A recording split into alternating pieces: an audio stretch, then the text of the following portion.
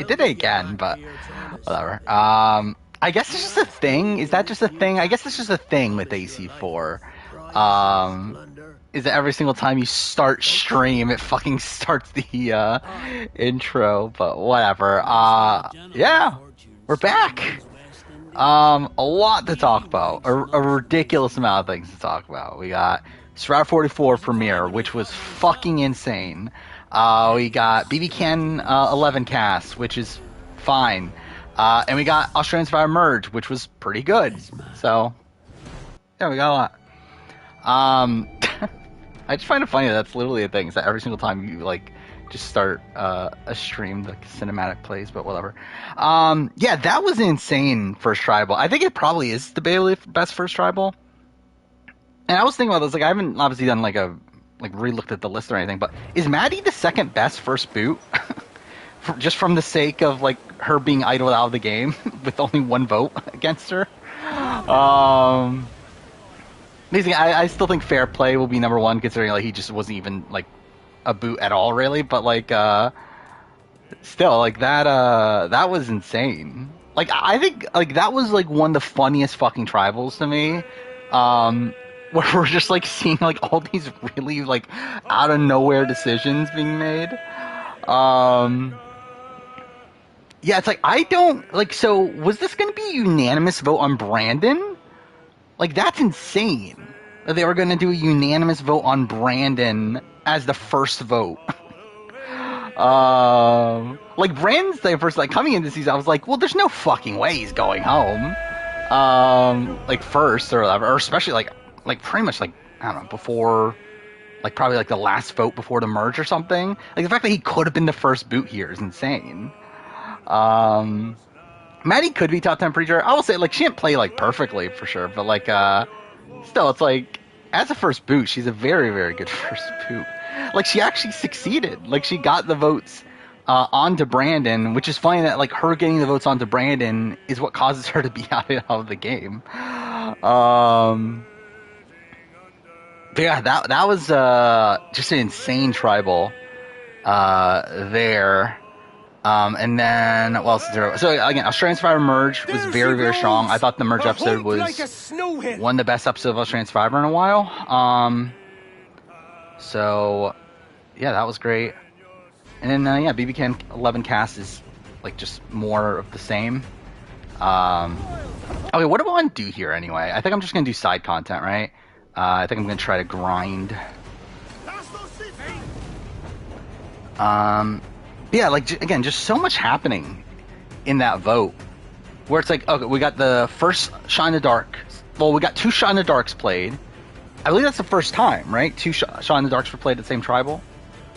And then obviously the first time one was played successfully, even though, was it though? It was, but it was played, successfully in the sense it, was safe, but, it didn't matter. Why didn't Maddie split the vote? She should have. I mean, if I'm Maddie, I would have. But, I don't know.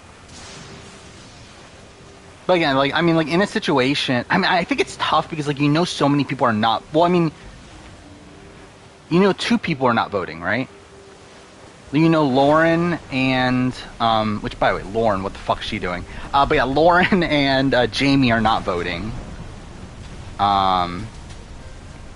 We'll get to the Bruce thing, by the way. But was Bruce robbed? Based on what by the way, I did listen to the Jeff Probst interview, or Jeff Probst podcast, and by the sounds of it, Bruce is our first returning player from the new era, which is so fucking weird.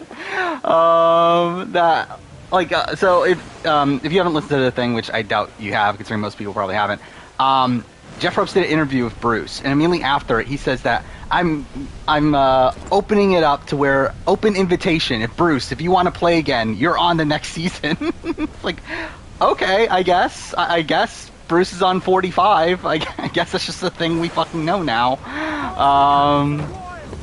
So that was pretty weird. It would be weird. Actually, I think that would be great though. I mean, obviously we've had these medevacs in the past that Pat is a big one, obviously. where it's like these people that get like largely screwed over. I think this is like kind of an okay precedent to me of like, of just like letting these people get another chance. It's like, why not? And like I think it's interesting to have like one returnee on a cast of like all newbies on Survivor in particular, and especially like with a newbie that is a medevac player, like someone that didn't really get much to do the first time around. Like obviously like with BB19, like with Paul, like that's a completely different situation. But like I think here Survivor, where typically the casts are a lot more game savvy, and then also it's Bruce who had no chance. Like I think it's an interesting idea to potentially bring him back. I mean, Pat getting voted out, I think that's questionable. We don't fully know. He definitely could have been voted out. And to be fair, if he came back to camp like injured, I think he probably would have been voted out in that situation. But I think like under normal circumstances, it's probably a close vote. But we'd rather see Pat back over Bruce. Me too, probably. But also, it's like, I mean, again, Bruce didn't really get a chance to do anything here. Like, he's literally only there for 12 hours. The entire time, he has this, like, massive headache. Goes out from a concussion and everything. It's like, I mean, to me, it's like, I don't feel like we even got to see Bruce, really. Yeah, I have seen the confessional count. Brandon got 14 confessionals. Which, is that the most... That might be the most outside of a finale episode? How much did Tony get? No, I think Tony got more now I think about it. In the, this is Extortion. But I think that might be a record for the premiere, at least. That is definitely a lot. Yeah, a lot of it is circumstantial. I will say, Edgic-wise, I don't know what the fuck this season is.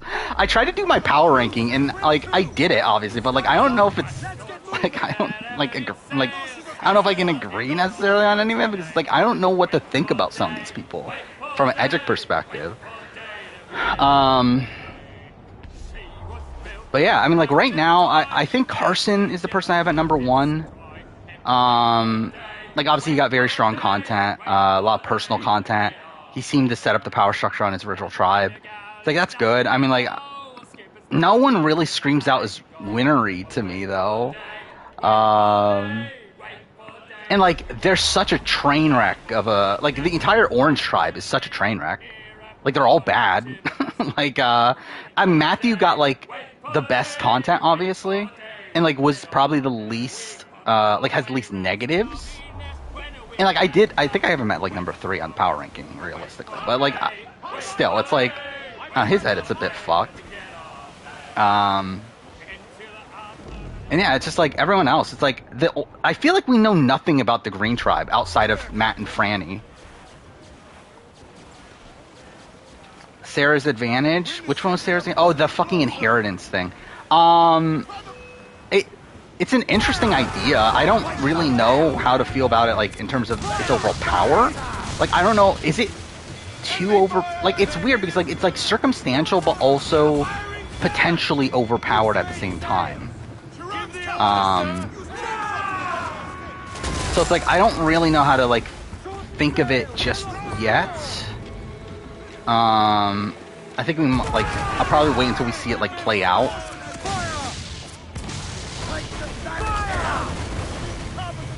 But my initial instinct is that it feels overpowered. But it's just that it's like it'll only be overpowered in like a very like explosive tribal, which like doesn't always happen. Like, I mean, like, imagine if it happens like at the, I don't know, like the no votes tribal, and I don't know what the fucking expiration date is, but, or if it happens at the actually, yeah, if it happens, I just realized that, yeah, actually, if it happens at the Winners at War No Votes Tribal, she gets 3 idols for the final 5 round. I just realized that's so stupid. I don't know, I think it's like potentially overpowered. But I think it's also, again, like, how often is that really going to happen? We're going to hit them! Here it comes! Steady, lads! No, Lauren and Sarah both got advantages. Lauren got the extra vote, essentially. Now it's an extra vote. Obviously, she had to give up her vote to get the extra vote. I don't know. Like, that's, like, just a nothing advantage, really. Like, the extra vote in itself is already, like, kind of a underpowered advantage. Like, a very circumstantial one. It's like her having to give up a vote to get an extra vote. It's like, okay, that's whatever. And I feel like we've seen this before, haven't we? Was it in, like, SA or something? I feel like we've definitely seen this before, like, giving up a vote to get a vote later. Or maybe it was Sequester? I don't remember. But, yeah, like, that one's just, like, a nothing advantage to me, but the Inheritance one's definitely a lot more interesting.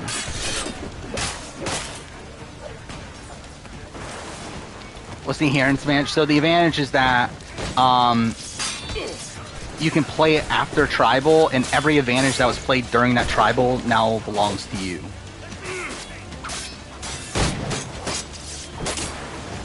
So again, like take the no votes Tribal in Winners at War, for example, where Natalie, Ben, and Tony all play their idols in that one Tribal. That means that if Sarah still has her advantage at that point, which I assume it expires earlier than that, but if she still has her idol, or if she plays it at that point, then that means she gets all 3 of those idols after that Tribal.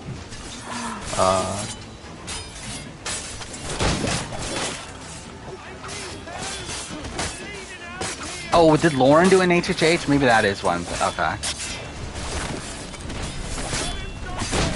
I was thinking it wasn't Survivor US. I was thinking it was another show. Which, why did they make it sound like as if it was like a new thing then? Or whatever. Okay, cool.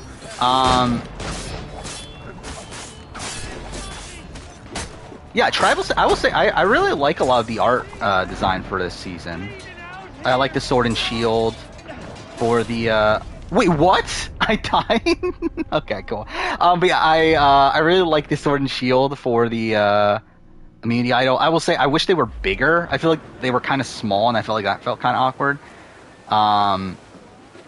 But yeah, I like that. The tribal booth, whatever, the voting booth. Fuck me. Like that having like a chess set in there. That's pretty cool. Obviously, just overall like the medieval sort of design and everything. That's all pretty cool. Thoughts on BB Can 11 Zach? Not good. So yeah, I haven't recorded my cast estimate yet. I'll probably record it tomorrow morning. That will be out on Saturday. But yeah, I mean, it's a fine cast. I think it's pretty much just kind of what you would expect from BB Can at this point. I will say one thing of criticism with it is that it does feel very recruit heavy, or at least not as many not as many fans, I guess. Like, there's a lot of people that just started watching, either, like, obviously after they got recruited, or, like, within the last couple seasons. Where, like, to me, it's, like, based on what I've seen, like, the only people that I believe are, like, really, really big fans are, John Michael, that's his name, right? John Michael and Daniel. Which Daniel I actually knew, before the season, so that's something. Because he played in Sequester. A Sequester Mini, I should say. He actually won his Sequester Mini.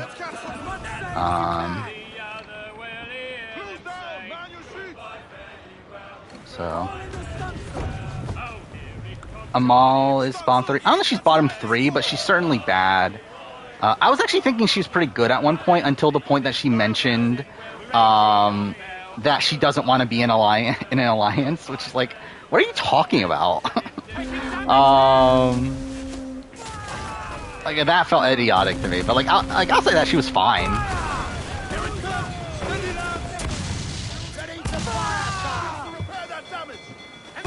Yeah, we talked about the live thing last stream, which I'll probably mention in my BB Can 11 cast estimate. I feel like you kind of have to, right? But yeah, I mean, like, I think it's like disappointing. I get it from their point of view. Not from a, like, protecting the house guest sort of thing, because I think that's dumb. I think it's more so save money. And also, like, it's not going to matter, realistically. I don't think they're going to lose that many ratings from it.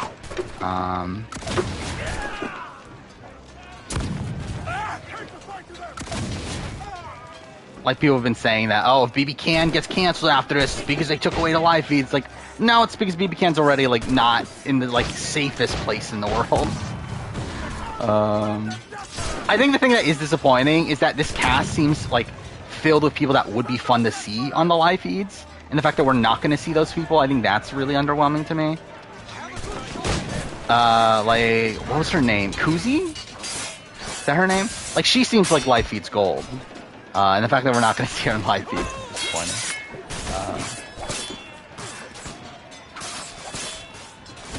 Looks like you're not alone, not liking Jamie. I'm like whatever on Jamie. I didn't think she got a very mixed premiere in my eyes. Where like I felt like she got good content from like she got good personal content here and there, but like she also like makes the weird decision to play her shot in the dark, and also got like no explanation for why she's doing it. Like we didn't get to hear from her explicitly of like why she's placing her shot in the dark. I feel like that's kind of bad. I don't even remember a winner quote. I will say, like, to me, this episode felt very fast-paced. To the point where I did feel like I didn't get a great, like, winnery vibe from anyone. Like, no one... And for actually, when was the last time I actually got the winner in the premiere for US? I guess it's been forever, anyway. But, still, it's like, it didn't really... Like, no one's, like, really screamed out to me here. I wouldn't say Wendell, because like Wendell, maybe I have Wendell after the premiere, but like Wendell was my winner pick coming into it. I actually thought Dominic was going to win for most of the season, though. Whether two Dans and two Johns, yeah, that is weird. That we got a Daniel and a Dan, and then we got a Jonathan and a John Michael, right? But yeah, I'm excited for Daniel. I think Daniel should be fun. Again, John Michael also seems like a lot of fun. Again, Kuzi, I think she seems like a potential fun character. I'm trying to remember the rest of the cast. I set up the power ranking thing. What do we have? To be honest, like a lot of this cast kind of just like feels very samey. Kane already locked to win. I think I have Kane at like number 16. I have him at number 15. I was 16. I have him at number 15. I actually have Lauren last. Then Helen. Alright, so essentially, okay, I might as well run through the power ranking right now. Again, I don't feel super solid about it, but might as well talk through it anyway. So yeah, we got Carson 1, as I mentioned. I have Carolyn 2. I think Carolyn, like, even though like she's very over the top as you expect from her, it's like I feel like that's how you're always gonna have to portray her.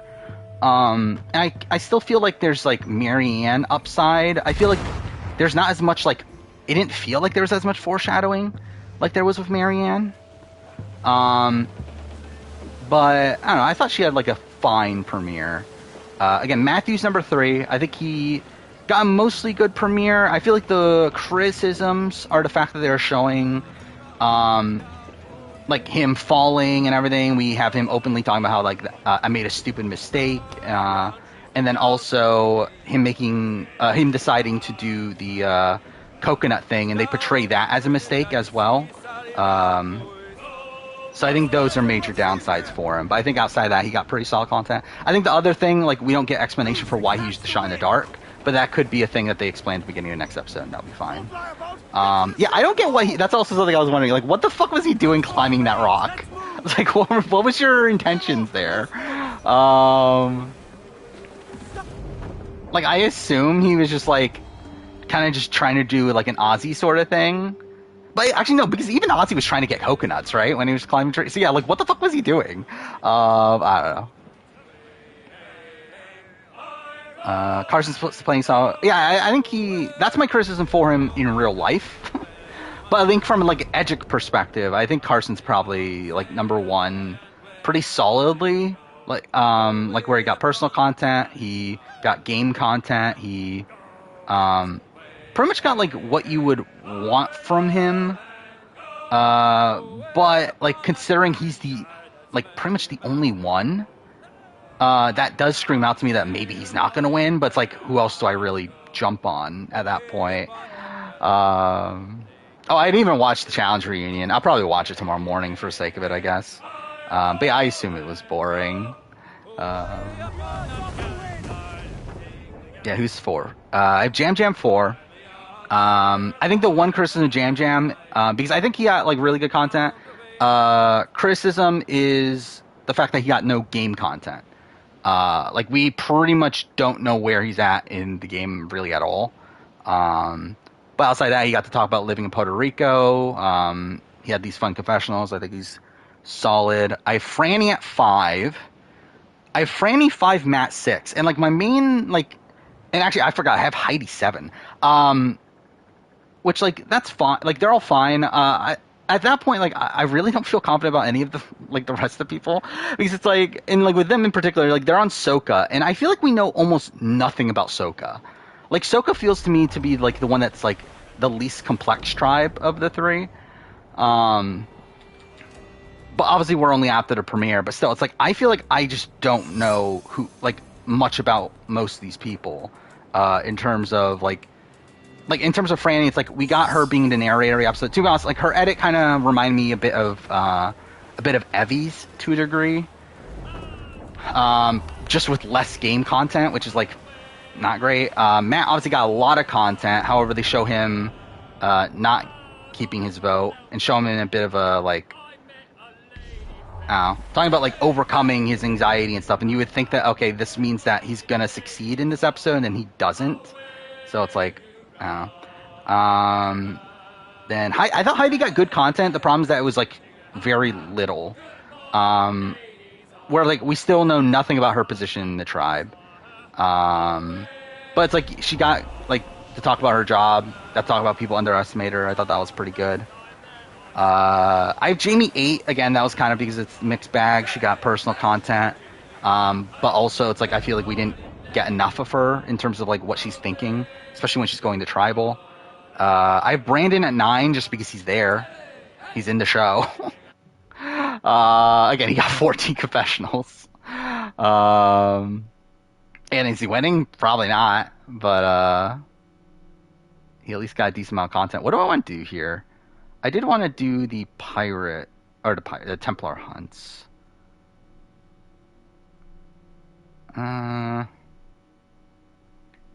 Let's just go here real quick. Okay, well, who's next? 10 is Danny. Why did I have Danny so high? Oh yeah, okay, that's why. So yeah, Danny's at 10. Like I guess just because he like got to talk about his job. And also, I think the other thing that stuck out to me is the fact that they, like, when Bruce got medevac, they cut to, like, they get talk to Danny about it. But also, it's like, really, that's not much of anything. I mean, again, like, at this point, I don't, like, have a good sense of any of these people. Claire at 11, I thought Claire had a good opening confessional, it's just that she's invisible for the rest of the episode, outside of the moment at the immunity challenge, but even then. Let's see. Josh at 12. Because he mentioned that he what was the line? I should have died. Whatever. He got like a sliver of personal content. So that's something. 13 is Sarah. Sarah just came off so circumstantial to me. Like I feel like none of her content had any real substance to it.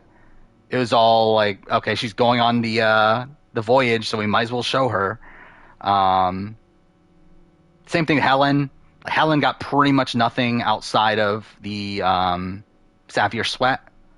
And it really just felt like she was shown because she was into Sapphire Sweat.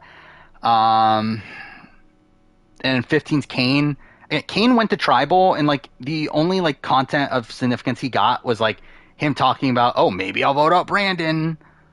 And it's like outside that, know nothing about him. And then Lauren's last because just a mess of an episode, but also felt very circumstantial. So, yeah, that's my ranking. I haven't. I'm not even going to talk about it. I will say I was partially spoiled on the Bruce medevac. Not entirely, in the sense that, like, so there was the shot from the trailer that showed the Bruce medevac from like afar, and like you can kind of tell, like it's Bruce. So I was like, okay, I think Bruce is getting medevaced. However, he like survived, right? Like he like went back to camp. So I was like, oh, okay, I guess it's good. I guess he's good. And then no, he's medevaced anyway. But yeah, I came into the episode expecting Bruce to get medevaced at the very beginning. Okay, what do I want to do? Should I grind ships or should I do...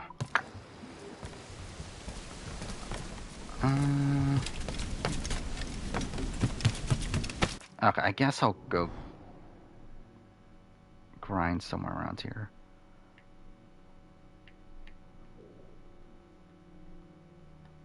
Game? Thank you. There we go. Yeah, actually, I didn't think of that. Bruce is now the second Bruce to be medevaced. That's something. Thoughts on Last of Us? I actually didn't hate this episode. I have issues, obviously, because that's me every episode of the season. Oh, wait, wrong way. Damn it. But yeah, I actually didn't like fully dislike it, which is weird considering like most people are talking about how this is one of the worst episodes of the season. Like, to be honest, I wouldn't like necessarily disagree. But I feel like there were like less things that like bothered me with this episode. And to be fair, like it being left behind is definitely a factor in the fact that I don't care about Left Behind as much. Even then, like I do think there were changes that were made that are for the worse. Where again, taking away the mall parallels and everything is not for the better in my eyes, but and like the thing is like I actually think I like Bella Ramsey and Storm Reid's performance better than Ellie and Riley in the game, which is probably the only time you'll hear me say that I liked Bella Ramsey in the show more than Ellie in the game, but whatever. Yeah, that is a weird thing that, yeah, both seasons that are currently airing both had medevacs in the first episode. And what's funny is that, even with that, Bruce was able to get 2 confessionals despite only being there for 12 hours over Jackie, who was there for 2 days and only got, or didn't get any confessionals.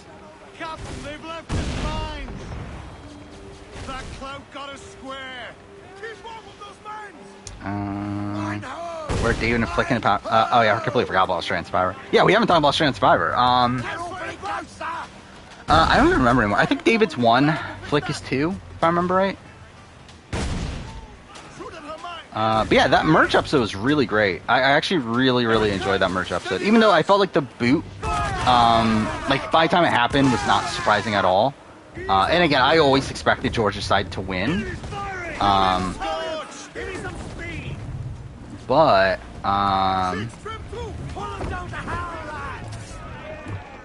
yeah, I thought it was a lot of fun. I thought the blind side was great. Like I've watched that Tribal like multiple times now.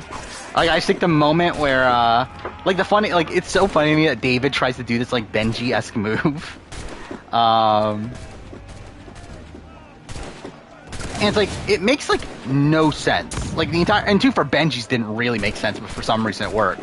But like just the entire concept of telling someone to not play their idol, or like to play the idol on themselves instead of someone else, is pretty idiotic, especially in a situation where you can't split votes. That makes it even worse. Because like that's like there's no way you should believe that. Because that obviously means that they're worried that you're going to play the idol correctly. Because why else, like, they wouldn't, why would they care then? If, because, like, why would they be telling you to play the idol correctly in the case that could potentially lead to one of your own allies going home? Like, that makes no sense. But it's funny to see him try. Think Flick played better in Heroes vs. Villains vs. Brains vs. Brawn? I think she made a better individual move than she's made on any of her, in her entire run on this season. Or, like, obviously getting Liz and Shawnee to keep her is really great. I don't know if, like, I would agree on the entirety of her game. Like, because really a lot of the rest of it is pretty much the same. It's just that she didn't make it nearly as far this time, and I think a lot of that's, like, on her own doing. Like, I think she handles the merch terribly. Where it's like she's essentially just priming it up for her to have a bitter jury against her, even if she got to the end. Which I will also say, I don't think George... I'm actually, like, getting a little bit worried about George not winning if he gets to the end. With how this last episode went down. Okay, I'm an idiot. Did not mean to shoot that. I'm getting worried that George might, lose to a quote-unquote bitter jury after this last episode. And also, I felt like Shawnee also handled this last episode pretty poorly, too. In terms of jury management. Okay, is that not killing anyone? Oh, did the promo spoil Maddie? It's not how they spoiled that Maddie was gone in the promo. Like, I can get how they spoiled Bruce is gone. How they spoiled Maddie is gone.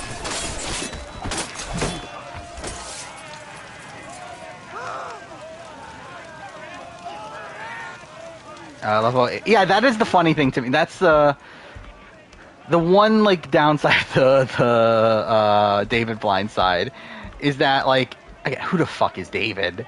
But yeah, it is funny they try to portray this as this, like, massive vote when it's like, we know nothing about this guy.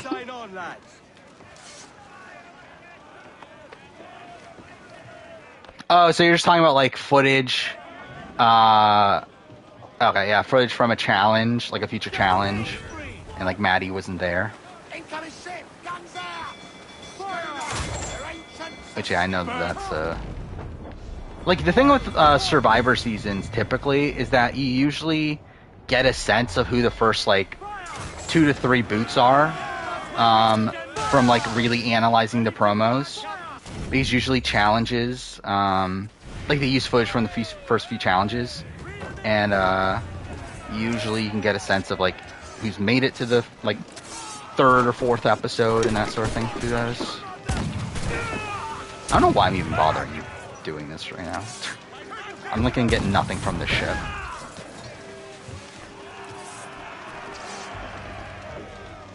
Again, Maddie hitting Brandon was not implicit bias.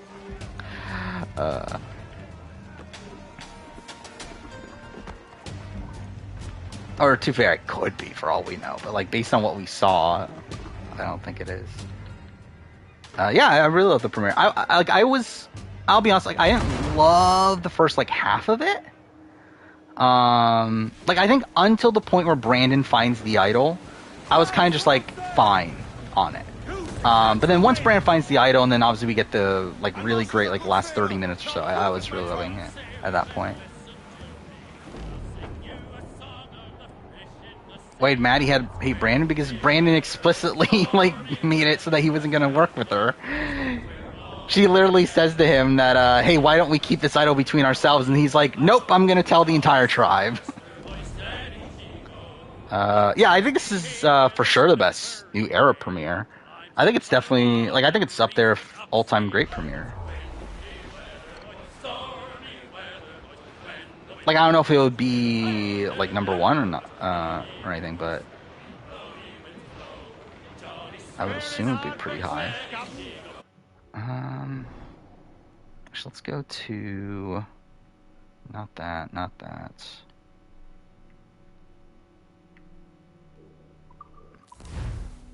Rooting for Satina? I think Satina's going to be an early boot. Satina screams out to me as first boot on BB Can 11. Like, she just gives me that vibe of, like, the type of person that would be the first boot on any given BB Can season. Okay, what do I have right now? Oh, I got, like, almost nothing through that.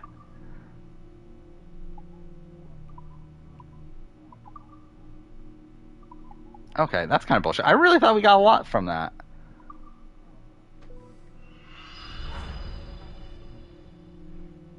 Do you think Jamie is the next boot? Not necessarily. Who would, like... So...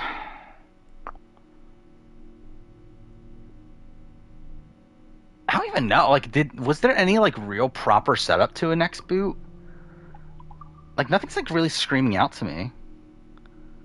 Where's Big Brother All-Stars? Like, BB22 in season ranking, it's the bottom. Outside of BB1. I think it's one of the worst seasons of television I've ever watched. Oh, fuck. I can't do anything. Well, that's really annoying.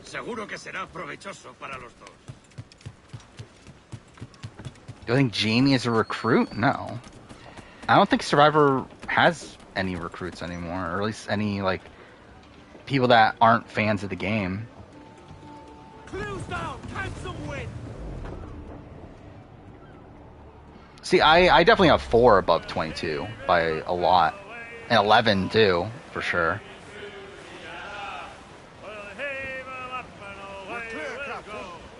No, I hated like pretty much everything about BB22, especially like in retrospect. Like I think like 22 was fun at the time for like weeks like 1 and 2 ish.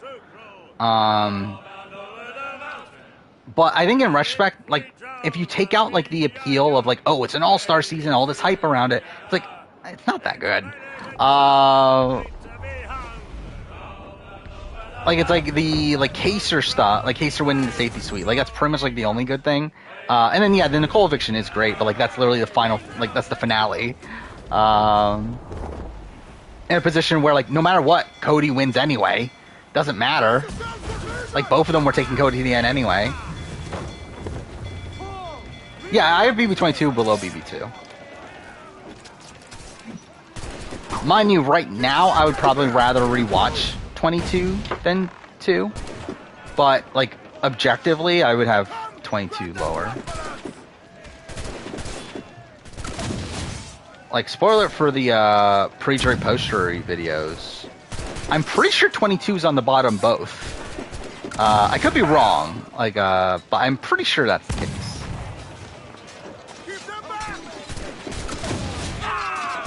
I just killed one of my... Okay, that was dumb. Internet's been fine for a while. I haven't had internet issues in a while. I think probably, well, like beginning of the month. There was a day where like my internet was out for half the day, but outside of that. 24 is at the bottom of your pre-jury ranking? It's not the bottom for me at all.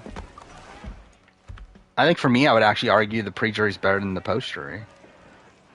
I think the thing is like weeks 1 and 2 are very rough, but I think weeks 3, 4, and 5 are all really great.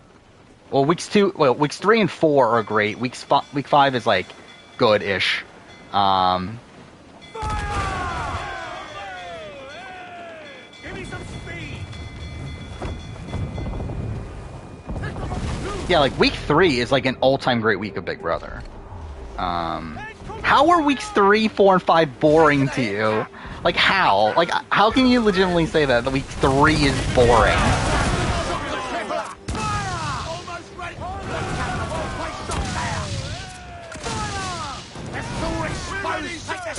Like how can you say that like the entire power structure of the house completely flipping is like a boring week? Leading young Sheldon got a video from Jeff. Looking forward to seeing you on Survivor 54.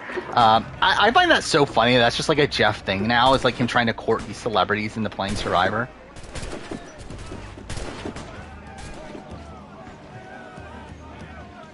But still, like, just the concept of the flip to me is good enough to make it, like, not bad. Even if the people that do it is boring.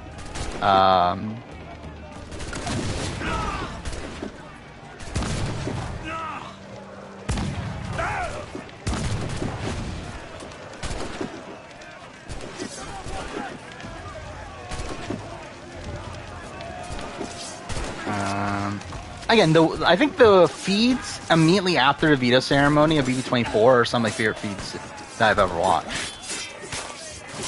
Like, that was just so insane to see, like, that, the, old school alliance, that's what they were called, right? Like, which wasn't even alliance. But, like, to see them, like, completely, like, stumbling over themselves. And, like, there was that, like, fight between, like, Nicole and Alyssa, where, like, Nicole was upset at Alyssa for, like, saying, like, some minor thing that was, like, really stupid.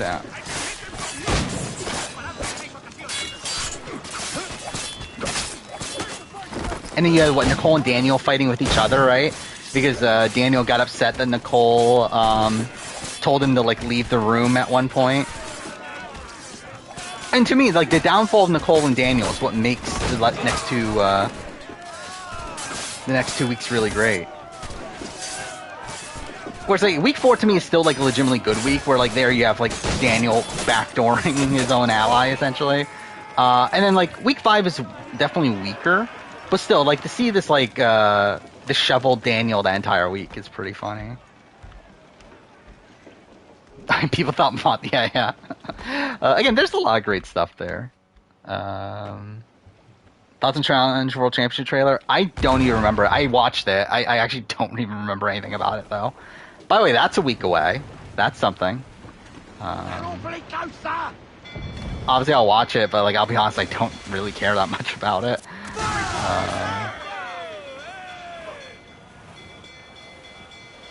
Is Argentina done yet, by the way? It's gotta be done soon, right?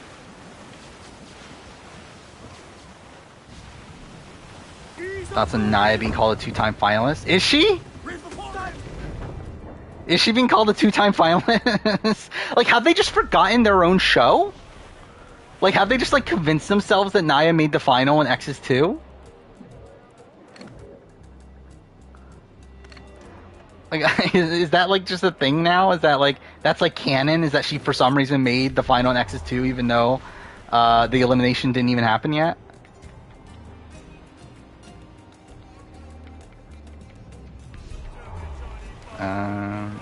Yeah, like, Jeff, every single time you see Jeff, like, give a message to a celebrity, it always involves him saying, hey, you should come out here and play the game or whatever. It's like, you can tell he's trying to get, like, some of these bigger names to play Survivor.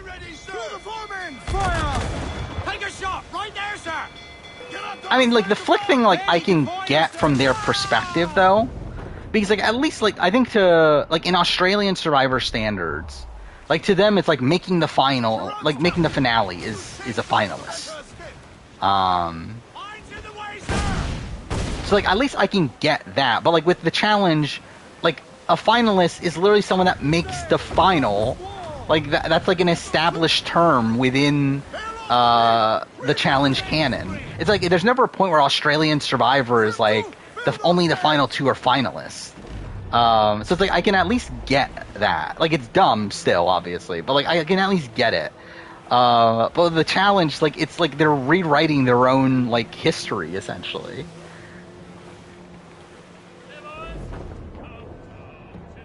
I think Eric from BB16 had some good TV moments. Did he? I think the only thing I remember from Derek in his confessional is him saying that it's a win-win-win. I feel like that's, like, the only thing I remember at this point.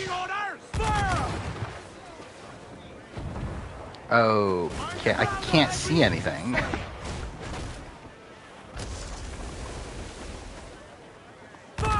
Any schedule changes? Not yet, but there probably will be.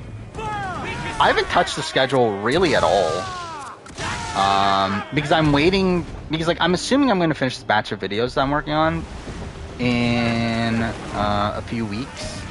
So I'll probably piece things together at that point. But yeah, in terms of working on videos, I'm almost done with this batch I'm working on. Really, all the really important videos are done. Like, I finished the BB4 retrospective, BB4 player ranking. I'm working on the Sasuke tournament ranking right now. I was hoping to have it done by tomorrow, but that's probably not going to happen considering I did the BB Can cast estimate, but we'll see. Then I got Kunoichi ranking, Star Trek ranking, which those are both like pretty arbitrary videos. And then I got the big Last of Us retrospective. And actually by then I'll probably do the 400 days video too, but that'll be quicker.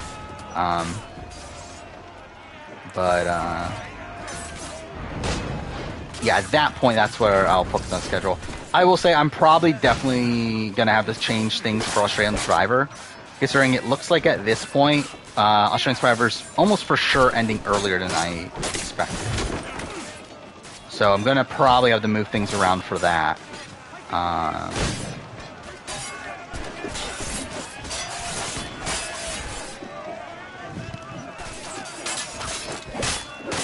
Yeah, right now I have David at 1 and Slick at 2. Daniel went for BB Can 11. He's a top contender for me. I think I know who I'm gonna pick. I don't know. Straight up, Daniel was who I was assuming I was gonna pick, like, right away. And I'm actually like higher on Daniel even after like listening to his interviews and everything actually than I was like even like after the cast initially came out.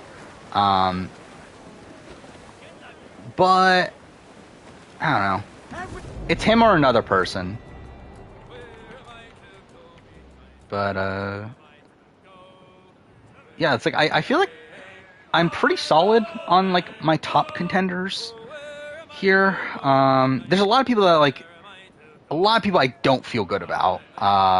You got like Anika, you got Santina, you got Zach.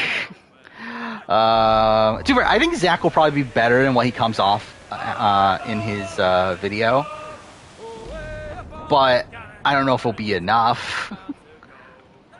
But you never know, I guess. By the way, Zach is friends with Emmett, which I find funny.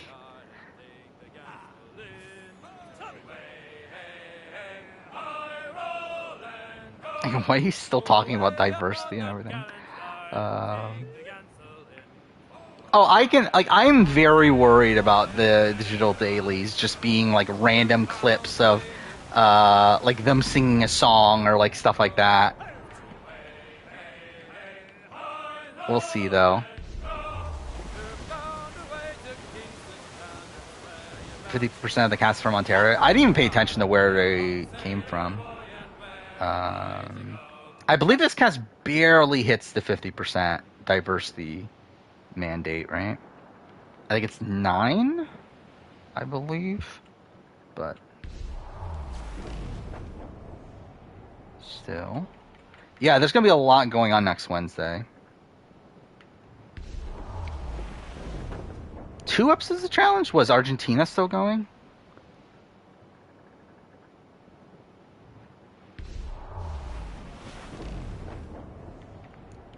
Or do we still have the reunion? Is that still going on? Like, is that not done yet?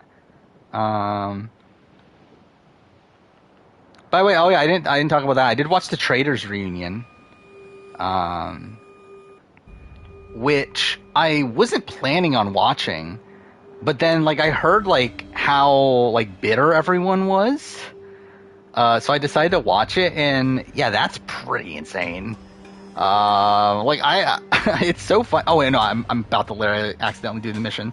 But yeah, it is funny, like how bitter everyone is at Suri.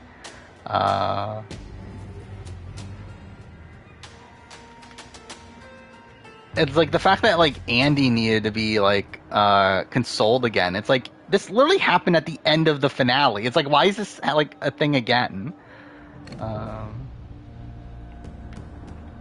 I think Big D has a Big D. I don't know. Maybe we should ask him. I'm sure he'll answer. Aloft, lads! Check those royals! We're going to hit them! Oh yeah, we got another Prince Edward Island player. I feel like again, I didn't pay attention to where everyone came from, but I felt like we got a lot of like diversity in terms of location. But it's not like I know anything about Canadian geography. Let's see. Okay, I guess there are a lot of Ontario. There we go. Yeah, you got like Anika's from like Saskatchewan. That's something. Yeah, Claudia's from Prince Edward Island, which is maybe not the best representative, but Jonathan from Newfoundland. Newfoundland, that's how you pronounce it, right? Either way. Yeah, I guess it's like it is mostly Ontario though. Best moment of the Traders reunion? I don't know, probably like Kate calling out Ari.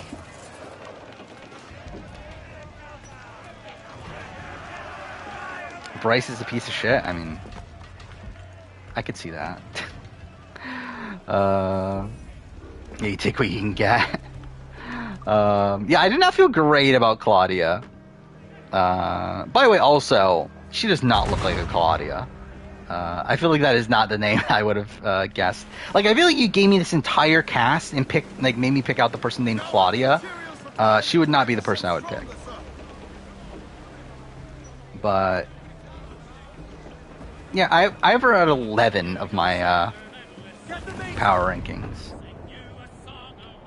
Like, I think there's like potentially some potential, but she seems a bit like hung up on getting into a showmance and everything.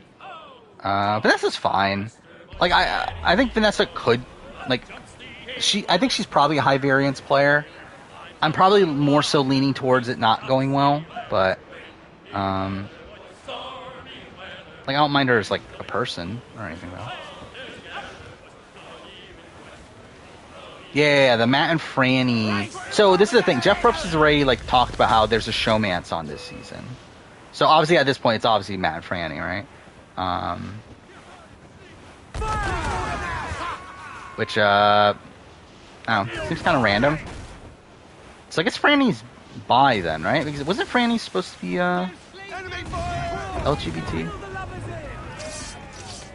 Why is Jeff casually spoiling the season? I mean, that's Jeff. Jeff has really been like all over the place for 44.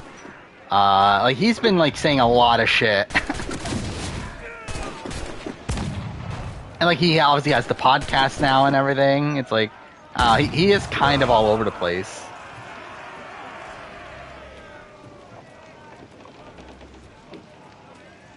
Paramount Plus is releasing 2 episodes. Oh, is that a thing? It's 2 episodes back to back then? Okay. Actually, I feel like I did know that. I think I just forgot about it until now. I forgot, what's the podcast called? On Fire? Is that what it is? I'm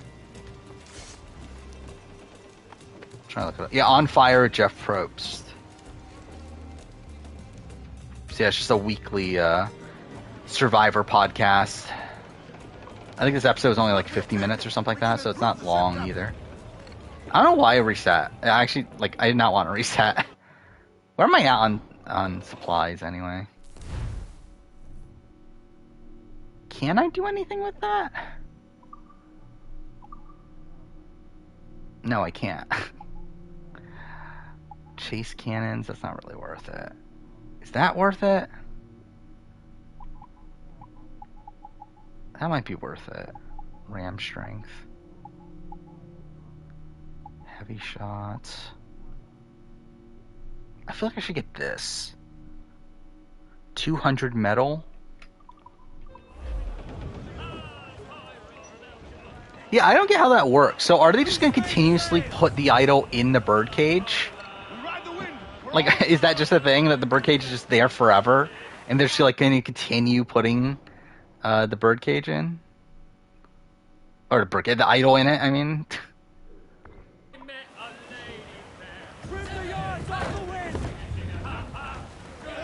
Where's David Lamb merch boot ranking? I mean, Lockie's number 1 on that, right? So it's like, I think there's an argument for him being number 1. Like, I think him and Lockie are like kind of the same. I think Loki's probably more out in front. But I would say like David is probably more integral to the overall like to the actual like power structure, I guess. Where like with Loki, it's like Loki didn't seem to be that integral to like the decisions being made. That seemed to be more so like AK. But David seemed to be more like involved in that sort of stuff. So I don't know. I might have David at number 1. I'll see you later, biggest party. Kane sucks, by the way. I mean, yeah, I didn't love Kane.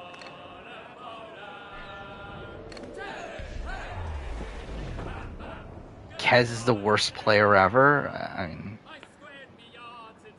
if you want to say so.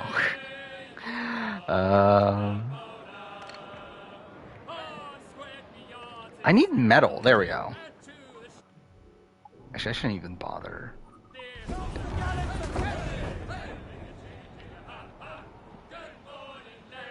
But yeah, what haven't I talked about? I mean, I guess I haven't really like talked that in depth about Australian Survivor yet, have I? That's not the ship I wanted, was it? Well, we'll do it anyway. Yeah, this was like a lot of like really impressive play from George. Like really, like, only like criticism is obviously him trying to get Sean on board. Which, by the way, also like, how is Sean not being targeted? I'm surprised by that. That Sean just seems to like be skating by to a degree, where it seems like the David, Sam, Nina are like the main target. By the way, that was a fun storyline. The Vigilantes storyline. How I feel about next episode. Like we didn't get much of anything in the preview, right? Like outside of the Franny Matt relationship, I feel like the preview is like very like just nothing. Okay, that's the one I wanted to go for. Like I said, like so yeah, I didn't talk about who would go home next episode. So let's break this down. I feel like if Tika goes to tribal, I think it would be Helen. Is my guess. Obviously, the show is trying to make you think it's Carolyn. However, I feel like based on this edit, like it makes it like I don't feel like it's Carolyn. And considering we had this conversation between Carolyn and Helen, like that makes me think it's like going to be Helen instead if they go to tribal.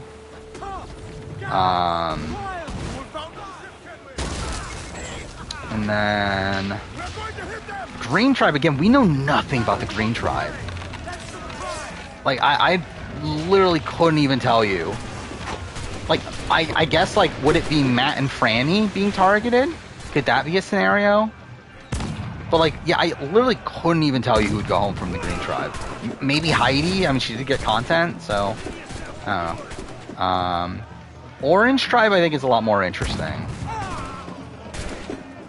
Where it's like, would it really be Brandon again? Probably not, right?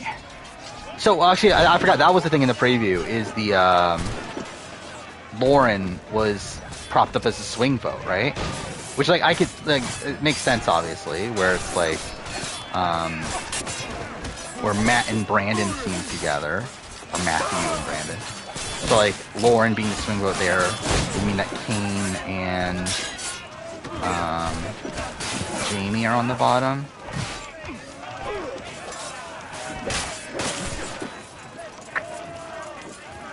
Because again, I don't think like Brandon could go home, I guess. Like I don't think it's Matthew. I'll be surprised if it's Matthew. But yeah, I don't like. Would it be Brandon? It still seems so bizarre to me that Brandon was a target this episode.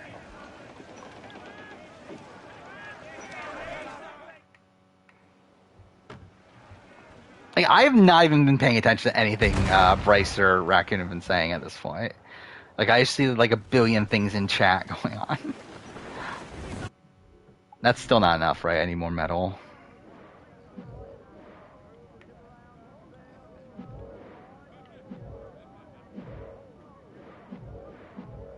Fuck, there's no metal. Yeah, I was thinking, like, could it be Kane?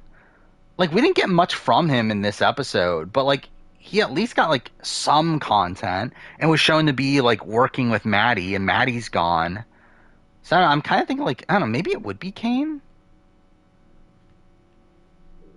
But too for Jamie also to get, like, personal content and everything, so it really could be either of them. But I feel like Jamie's at least, like, kind of screamed out more for potential longevity, where, like, Kane's, again, was just, like, largely just nothing. And, like, Kane getting a potential, like, Jacob Derwin-esque edit, like, kind of, or not edit, like, Jacob Derwin-esque run, I guess, seems about right.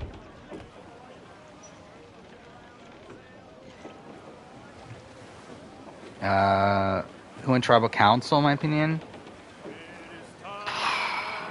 I guess.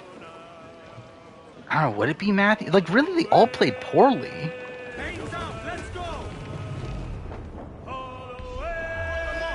Or at least I like, or maybe it's not played poorly, then, like, are coming out of it in a, like, bad position at least. Where it's like both Jamie and Matt wasted their shot in the darks. For, like, almost no reason. And two, for a shot in the dark is still just shot in the dark, so it doesn't really matter that much, but still, it's like, why'd they waste it? Wait, Bryce dock someone? Is that a thing that happens?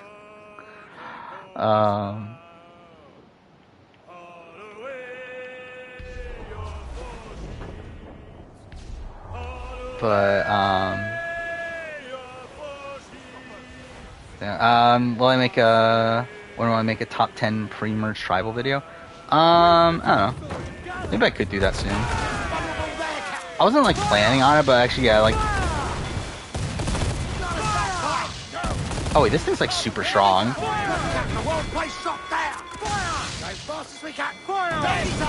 But yeah, I wasn't, like, necessarily planning on doing it, but, like, I don't know. Or this tribal definitely, makes me think of that.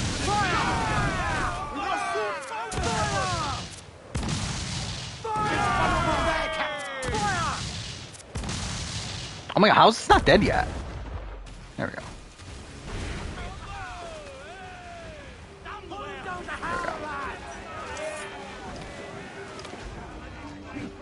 Can you be a mod? I don't know. Should I actually start to get mods? Like, if fucking Bryce and Raccoon are gonna be fighting all the time in chat. I'm not gonna make. I don't think I'm gonna make Justin a mod. I'm trying to, like, people who, like, don't have animosity towards other people. So, like, probably like Soraquill, Menace. Is Jack even here? I feel like Jack would be in consideration, but I don't even think he's here. Recasting Australian Survivor All-Stars, I have no clue when that video is coming. That's, like, one that's, like, been sitting in the back burner for forever.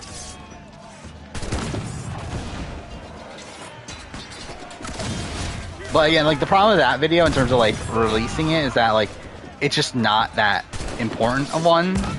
It's one that, like, doesn't really become outdated.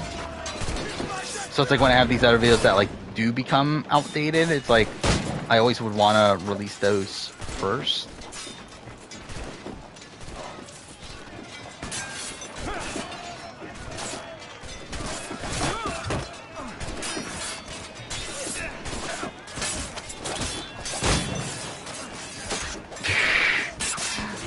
Bryce your friend, but you really want to time him out.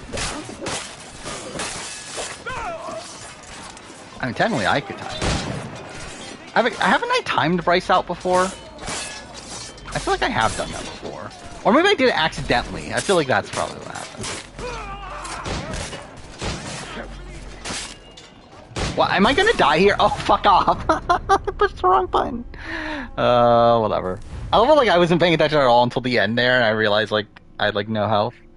Oh, that's such bullshit. That was the one that, Oh, I fucking took my, I took my heavy shots. That's kind of bullshit.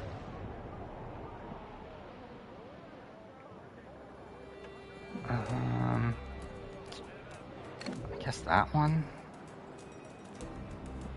Yeah, I accidentally banned Bryce one time.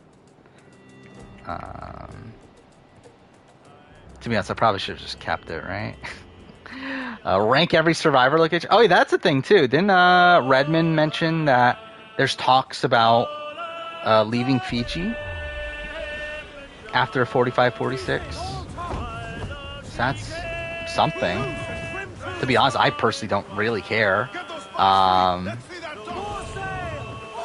Like it's never like to me, location doesn't really matter too much. But I don't know. It's interesting that they would consider it. Wait, did I completely miss? I'm so fucked. All these other ships are after me too. Yeah, there's no reset or anything, is there? Yeah, I'm fucked.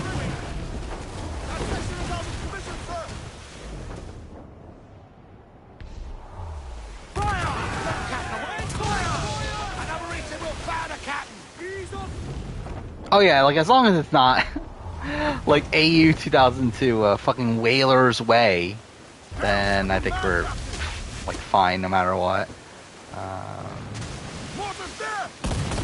I mean, I feel like if they do pick another, I think they're just gonna pick another location like Fiji. Like I think more than likely if they move, they're probably just gonna move to like another beach location and then try to stay there for a while if they can. Go to Gabon. I wonder, like, what was the most expensive location that they filmed at?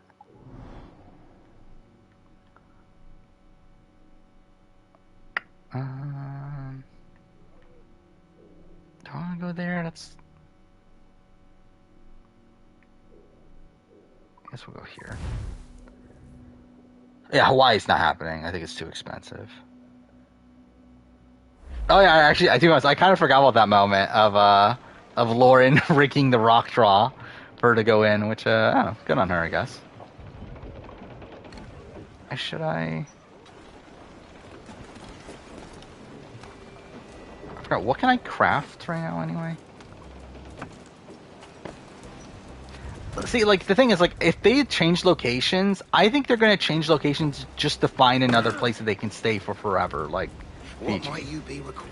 Like I doubt they're going to change locations because they actually genuinely want to change locations. It'll be because like they just find another place that's cheaper, and like Fiji isn't giving them as much like money to film there anymore. Should I do ram strength?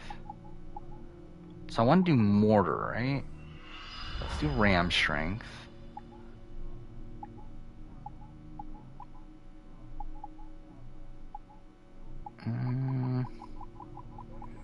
I should probably get this. That's like so much. Actually, too fair. That's actually not that much more. Yeah, I only need that. Yeah, actually, fuck it. Let's try to go for that. Go to Georgia. Yeah, that was like it is funny that was even a consideration at some point. The fucking film Survivor in Georgia. I feel like they want to avoid that though, right? Like Cambodia. Like even though yeah, they try to say how much harder the new era is, I don't think they actually want it to be harder.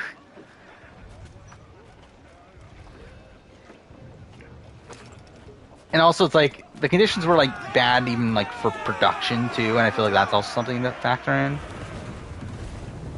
Is that like production themselves don't want to be in bad conditions either? Because like they also had to live there.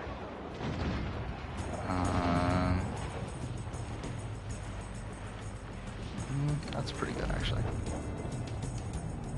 New Zealand. Yeah, like New Zealand does have a lot of like write-offs, right? Like because that's why like a lot of movies and shows, like that's why like Power Rangers films there, right? So maybe they could do New Zealand. I mean, they want to go to Jordan for season 4. It's like I doubt they would go there now.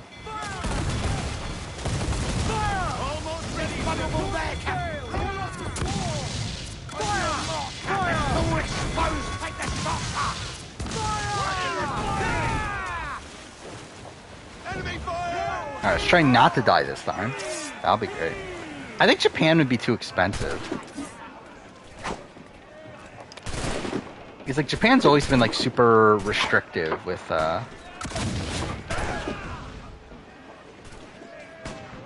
like, foreign, people. And, like, I don't know how it is post-COVID. Where, like, I know they just started, allowing Americans to go over there not too long ago. So, like, I don't know if that would be, like, for an entire production crew to go there and film Survivor, I feel like that's not super likely.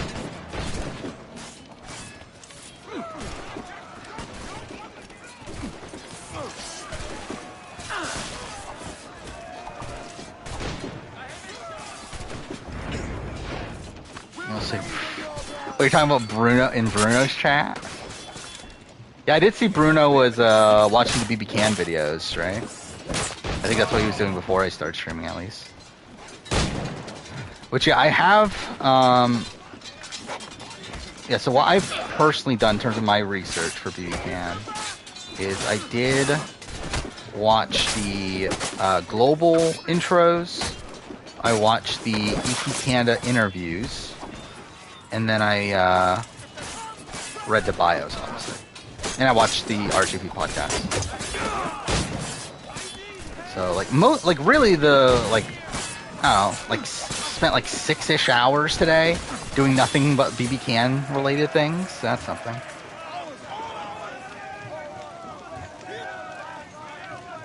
Have you ever watched the video, her son can't stop growing at night? No, I haven't. That sounds terrible. Yeah, I know who Daniel is. I remember him from Sequester. Which, yeah, he was like a very early boot on Winners at War. I don't think I watched his original game. But, like, I knew of him, though. Yeah, that's cool. But if I remember right, like, I think he got screwed over. Actually, I did look at so I kept a voting chart for Sequester, for the Winners at War game back then. Like, he kind of got screwed. Like, he got taken out by, like, a really massive, LOS play. And only had, like, a couple votes on him.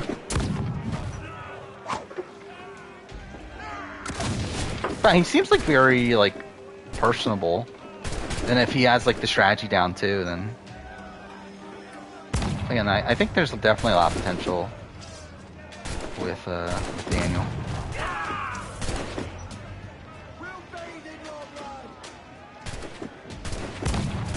There we go.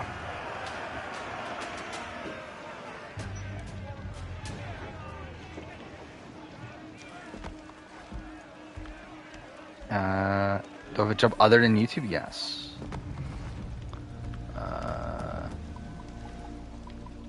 Again, YouTube's like pretty much where all my free time goes into, though. I finished God of War. What was that? That glitched out. But yeah, God of War's great. I think God of War, like, to me, God of War 2018 is probably like one of the most perfect games ever made in my eyes. It's like, obviously no game is actually perfect, but like in terms of games that like I would consider like true 10 out of 10s, like there's only like 5 or 6 in God of War 2018 is one of those. Yeah, still streaming I'm in Love with Your Dead Grandmother on the 5th. That is the Sunday.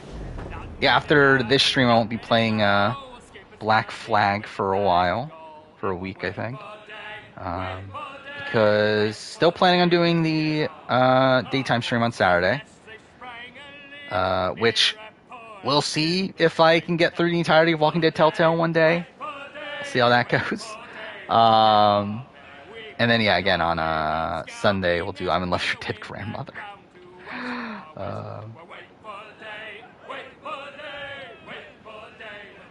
Yeah, I see in Arissa's comment. Like, the thing is, like, at the end of the day, I do believe that Arissa didn't obviously have much power on this.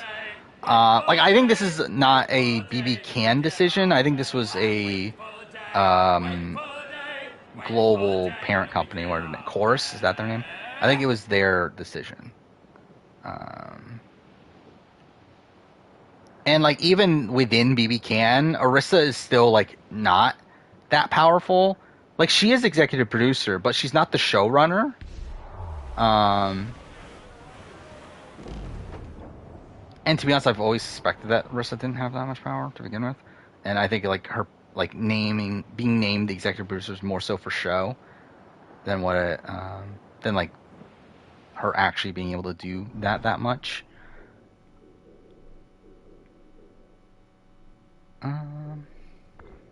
Well, actually, one thing. No, that's probably good enough.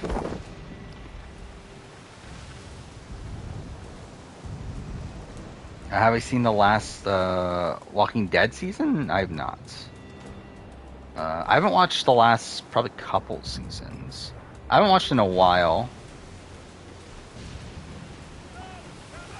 Like the last season I watched in full was the season where Rick left.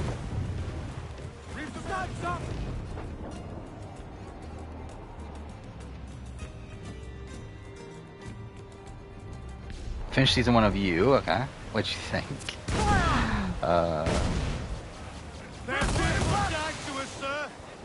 Yeah, I'm probably not gonna bother watching You season 4 for a while. I haven't even like bothered. So I did want to do a rewatch of Sequester season 4. I've barely got started on that.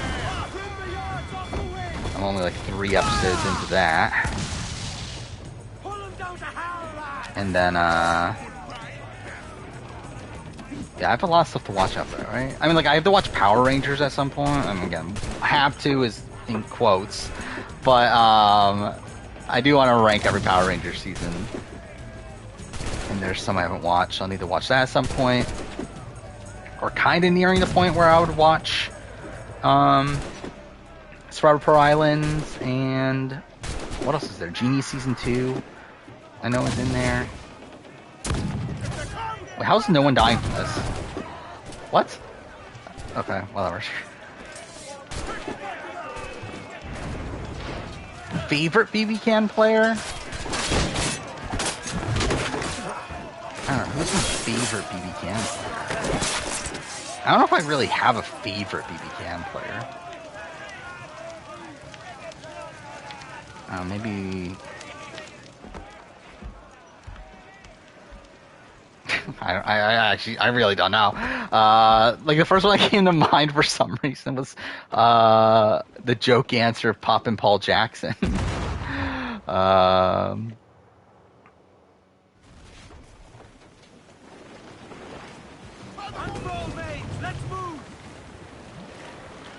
Wait, who? What is this? Oh, that's kind of bad-ish. Do I bother fighting it? I don't even know if it's worth it. Kevin Jacobs, then maybe. I don't know if I have like a solid... Like, the thing is, like, I've gotten to the point where like I don't really care anymore in terms of like having favorites and that sort of thing.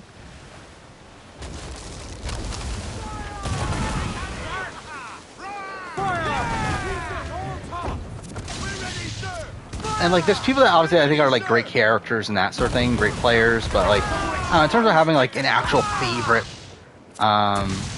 like player just in general, it's like, I don't know if I really have one. Maybe Godfrey, I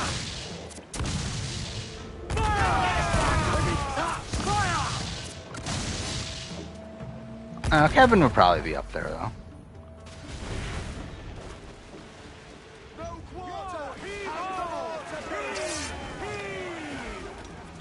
Maybe like... would Netta be up there? I don't even know. Of course I'm gonna miss all these.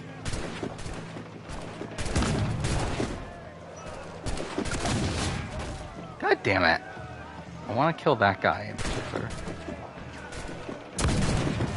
Oh, fuck off. Of course I missed. Whatever. How in danger is George next episode? I think very little. I don't think George is going, I don't know, before like final 7 or so.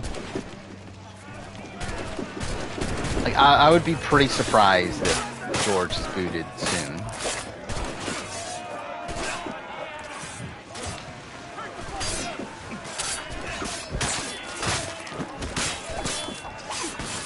Least favorite non-problematic BBUS player?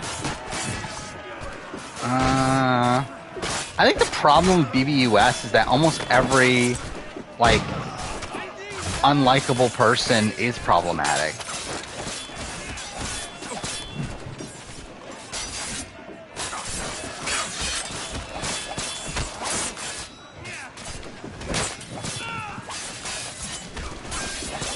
Amber from BB-8?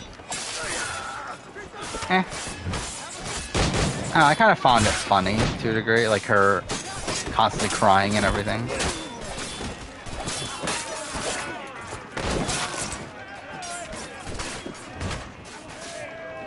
Josh BB3. I mean, Josh BB3 is problematic, though. Oh wait, I'm not even doing Vitra objective. That's what I'm saying. It's like I feel like there's a lot of people like that that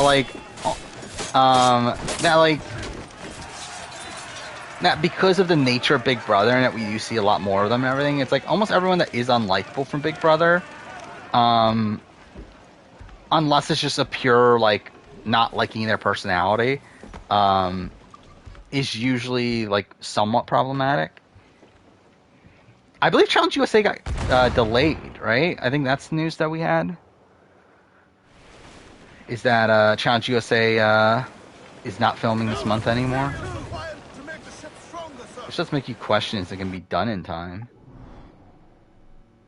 But then again, if it's not, they could probably just switch Amazing Race and like make Amazing Race during the summer and Challenge. Ooh, that's a good one. During the fall. Based on, like, we don't know the cast yet, because again, they haven't filmed yet.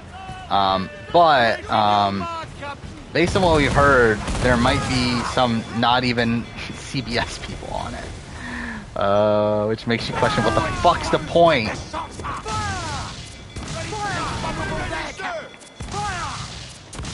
Where there's actually going to be challenge people on it for some reason.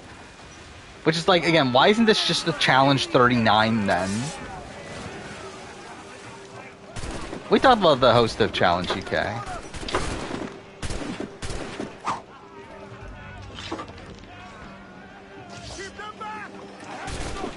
Ah, shit. Can I get that shot? Yeah. Fuck. How did I not get him? How? Like, oh, whatever. Dumb. But the entire premise of Challenge USA was that it was originally supposed to be CBS. Like, it was initially called the Challenge CBS, and they changed to USA at the last second. Actually, I believe it wasn't it filmed called the Challenge CBS? And they challenged the USA in post-production?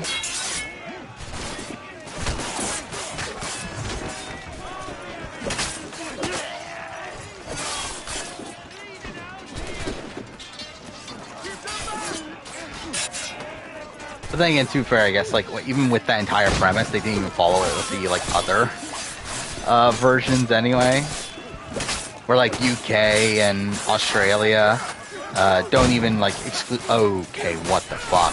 Don't even exclusively stay to the networks that those shows were on, and then in Argentina, they didn't even bother getting reality stars, they just got celebrities, so, I don't know. Are they waiting for Anissa's leg to heal? I believe Anissa's rumored to be on Challenge USA too, isn't she? Isn't it Anissa, Tori, Zach was one of them? Who was it? Who else was it? I don't know. Gamer really, like, said there was like 6 people or something that were in consideration.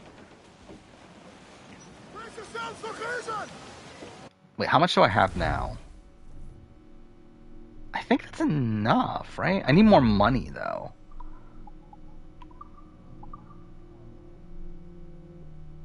Oh, no, I need more wood. Wait, how much storage can I have? Can I only have 500 storage? Yeah, I can only have 500 storage. That's kind of annoying, actually. Actually, so I should probably increase storage. Where's the Harbor Master?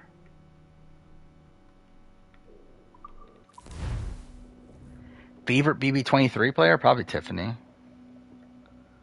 Or Claire.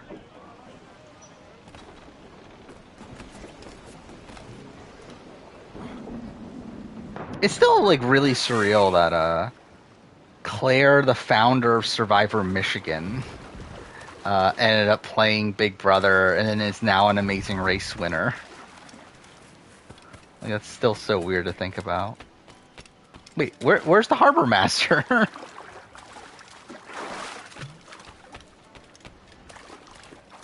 Oh, it's all the way on the other side. Okay, that's kind of dumb. Thoughts on Boulder and Freya? I've always said that I never, like, loved the Boulder and Freya stuff, or, like, Freya's, like, end point in the story. Like, I get what they're trying to do, because, like, it's still playing off the theme of like, parenthood and everything, but, like, I always felt like it was kind of dumb. Thing, like, obviously I'm not a parent, so it's like, I don't know what it is to lose a kid and everything, but it just seems, like, completely irrational, for Freya to, have this, like, wait, which one is it? It's this one. It's 2,000? I need to spend 2,000 on this?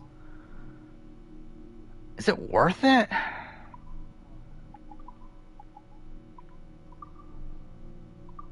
Alright, let's see how much this is.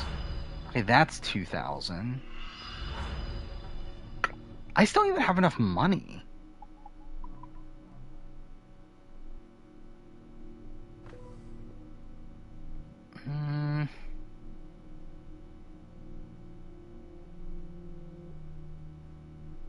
I guess we'll do this. Whatever. Oh wait, I think I'm an idiot. Don't I need that for this? Oh no, I don't. Okay, I'm good. Never mind. Veronica quit vaping today? Well, that's really random. Good on her, I guess? I assume we're talking about challenge Veronica, right? I guess we'll go here. Yeah, Brock and Sindri are great. Really, I mean, like, all the characters I feel like in God of War 2018 are great. Obviously, it's like a very small cast, but I feel like every character, like, serves its role. Fire barrels, that's nothing. I think it would be a better player, Dan or Daniel? Probably Daniel. I'm kind of mixed on Dan. Where, like, I remember, like, there's points where I was, like, listening to his interview, I was like, he sounds like a potential winner pick. But then, like, I don't know, something feels, like, kind of, like, off with him. But, I don't know, he's kind of, like, you know, could potentially do well.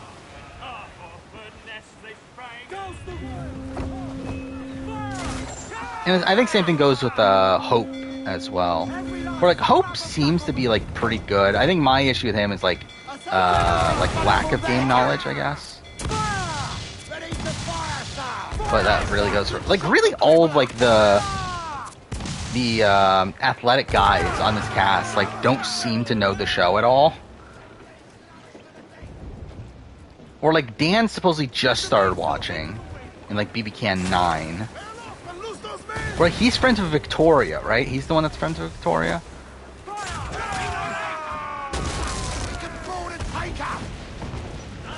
I think he started watching at that point. But yeah, you have, like, Hope, who, like, just recently watched the show. You have, Roberto? Was that his name? But he, like, barely knows the show. Who's the other guy? Ty also, like, barely knows the show. But like all three of those guys, like kind of like don't seem to know the show that well. I would also say this cast is also like a bit older. It seems like, where like most people in this cast, or at least like a lot of people in this cast are like 20, 29, 30.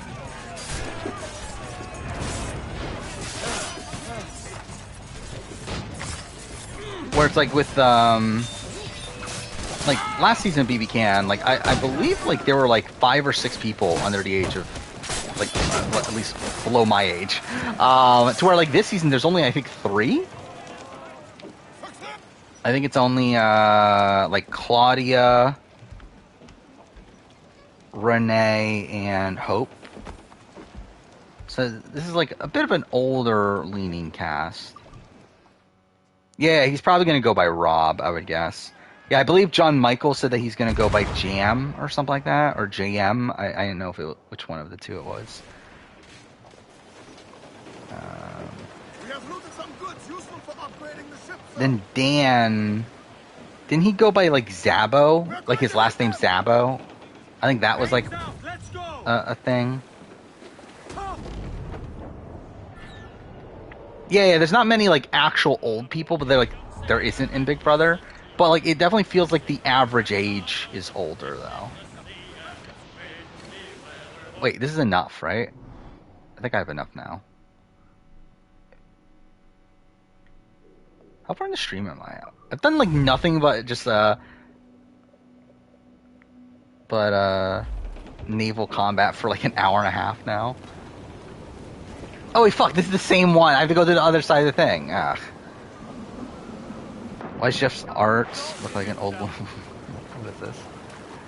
Actually, it kind of does. I can kind of see it. I think it would be better John Michael or Jonathan. I think John Michael has a bigger... Like, I think he has more potential. But I could also see, like, him being an early boot. Like, kind of like an Anil or like an Eddie. Like, that sort of early boot. Where like people are like sketched out by him early on, but he's like a big fan and everything. Jonathan, I think, is probably just like the type of guy that's always going to do well, as long as he's not problematic. Where essentially, like my vibe on him is that he's essentially like Kyle from like what I thought Kyle was going to be from BB Can 8.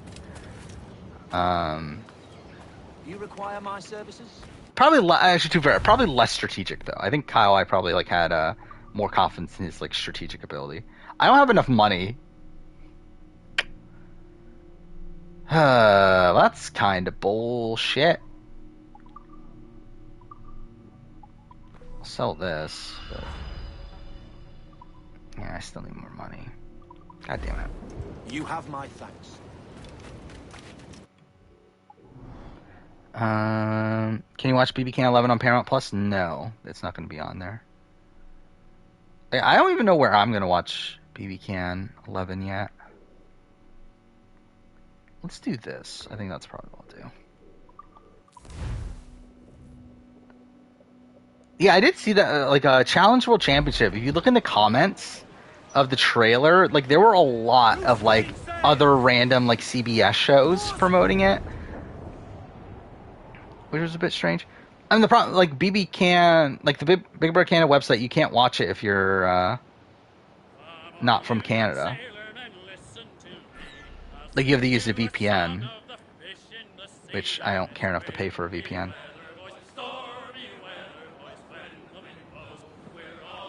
Like I know where to watch it after the fact. My question is like watching it live. Which like I know of sites from beforehand, but I don't know if they're gonna still do it. At least I know Video Brothers done, right?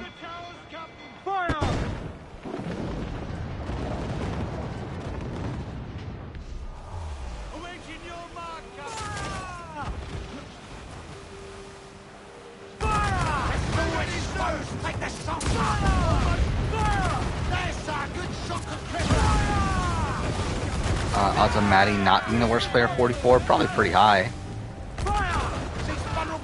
Again, she put a plan together, succeeded until an idol was played. I will say, again, like still, I think it's dumb to not make a counter plan to that when you know that person has an idol. Like real, like I mean, I think it's tough when people are like not voting and that sort of thing. And like from her perspective, like she thought it was only her, Matthew, and Kane voting, right? And like for all she knows, Matthew could like be playing her. So like I guess like realistically she probably couldn't split the vote.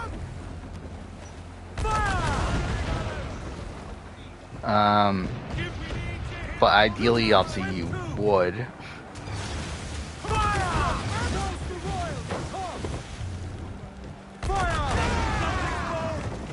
Or again, you really just need a like a single stray vote, like similar to what like Devin did in HHH.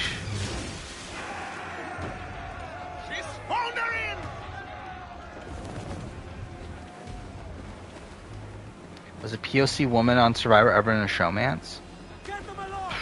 Probably not, right? Just because, like, I mean, there's not that many Survivor showmances to begin with. I mean, actually, Figgy's POC, so Figgy.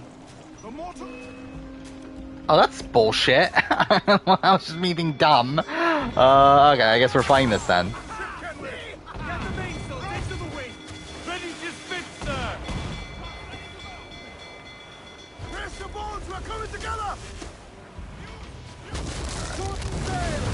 I know where to watch it, like, after the fact. I'm talking about, like, watching a live stream of BB Can.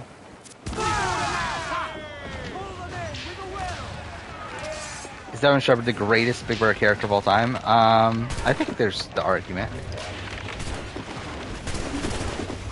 Even though that time that I ran out of time and naming every Big Brother US player, Devin was, for some reason, one of the people I forgot to list. By the way, I did redo it and I got it the second time. That is something. But, God damn it. Wow, this is... Okay, well, I was just being dumb. Cool.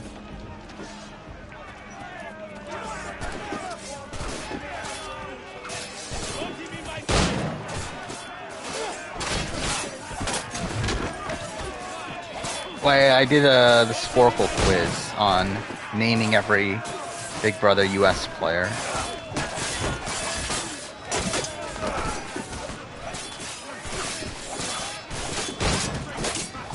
And the first time I did, I ran out of time. But Devin was one of the people I missed.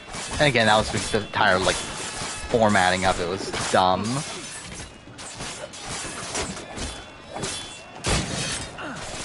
But like, I found another one did the second time. Going to Tribal, who I expect to go home. I thought Maddie was going to go home. I just thought Maddie was going to get voted out normally. Like, I didn't think like Brandon would have to play his idol. And I didn't expect like Matthew to play his shot in the dark. I did expect Jamie to. I think like for Jamie, the fact that they like bothered to show her, even talk about it, like made it pretty obvious that okay, she's gonna play it. Because why else even bother showing this? But yeah, I definitely did not expect the like Tribal to go the way it did. To me, the moment I thought Maddie was going home was the moment where like she started to get like a lot of like weird content around her relationship with Brandon. Or like when that became like such a major focus. And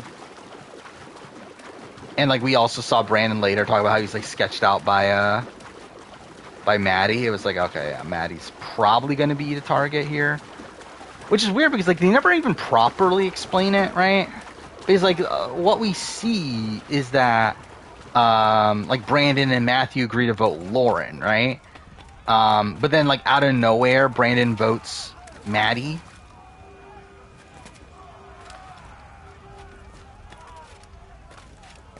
Cool. What the fuck is... Okay. Climb... Oh, okay. What's going on? Just climb the thing. Is this not what I'm supposed to be climbing? Okay, it is. It's just... Okay, whatever. Fuck this game. How'd Maddie get Kane to flip? I don't think he even flipped. Like, there was nothing to flip. It's just that supposedly they had a good relationship and he voted that way.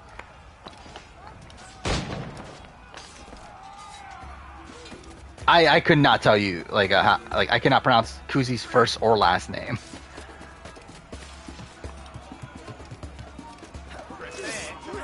Oh, that was super easy.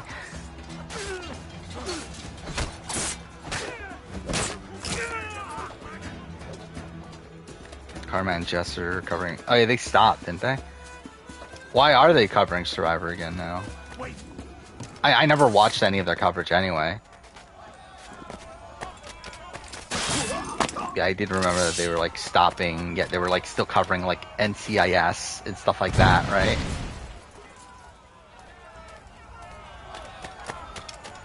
What cast isn't very attractive? Survivor or Big Brother Canada? I think we're talking about Big Brother Canada. I think this Big Brother Canada cast is pretty attractive.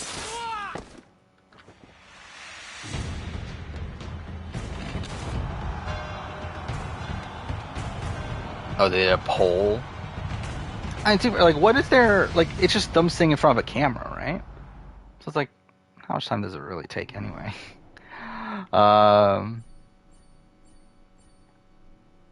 Especially because, like, that's their full-time thing, right? Oh, I just looked at YouTube. It looks like we got some secret scenes on their YouTube page, so that's something. Alright, what do I want to do here? Probably should, there's chest up here, right?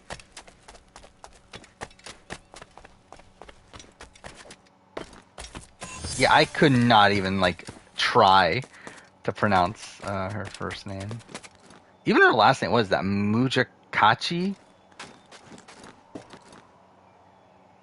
I would say Kuzi's probably the person I would pick as the most attractive from the BB Can cast.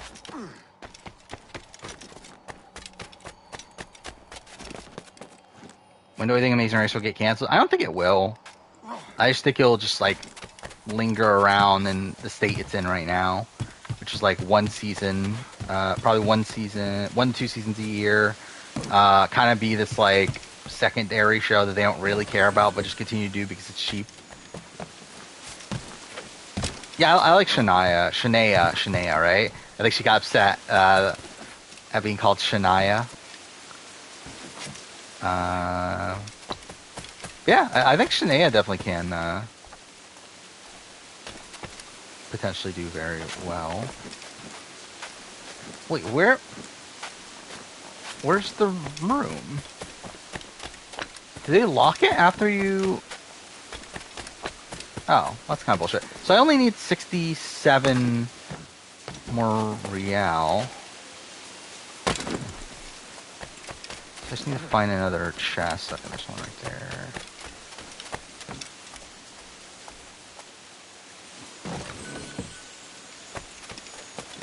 Let's try them for Survivor cast? I mean, probably Maddie.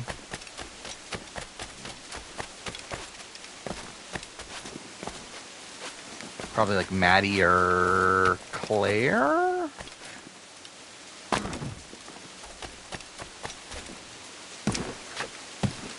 Wait. Yeah, it is here. Okay. Yeah, I mean, like, I think, I'm sure I just fucking say it. Yeah, Shania and Daniel are my top two. And those are two I'm, like, debating on for my winner pick. You'll want nothing. Or, like, my first instinct was Daniel. However, like, I listened to her interview.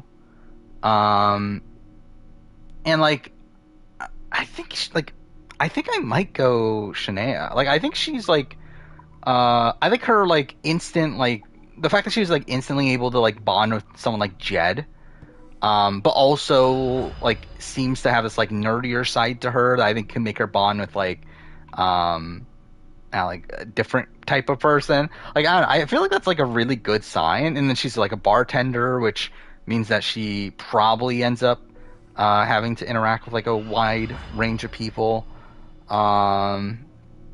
I think there's like a lot of upside for her. Can I? Oh yeah, I have like no money.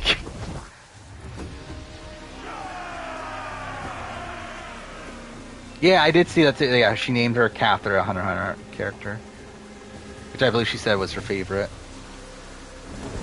You have my thanks. So, yeah, she seems cool. I will say, don't love that she likes fart humor. I think that's a major downside. But yeah, in terms of like win equity and everything, I think she's looking pretty good. Like I could see this like Paris-esque upside. Okay, what do I do now? Again, like I kind of upgraded what I want to. Should I? Maybe I'll upgrade more because, like, realistically, I need to. Like, that's my one like issue with Black Flag is that it's not a very easy game to play casually. Because, like, no matter what, you're gonna have to get to a point where you have to upgrade stuff.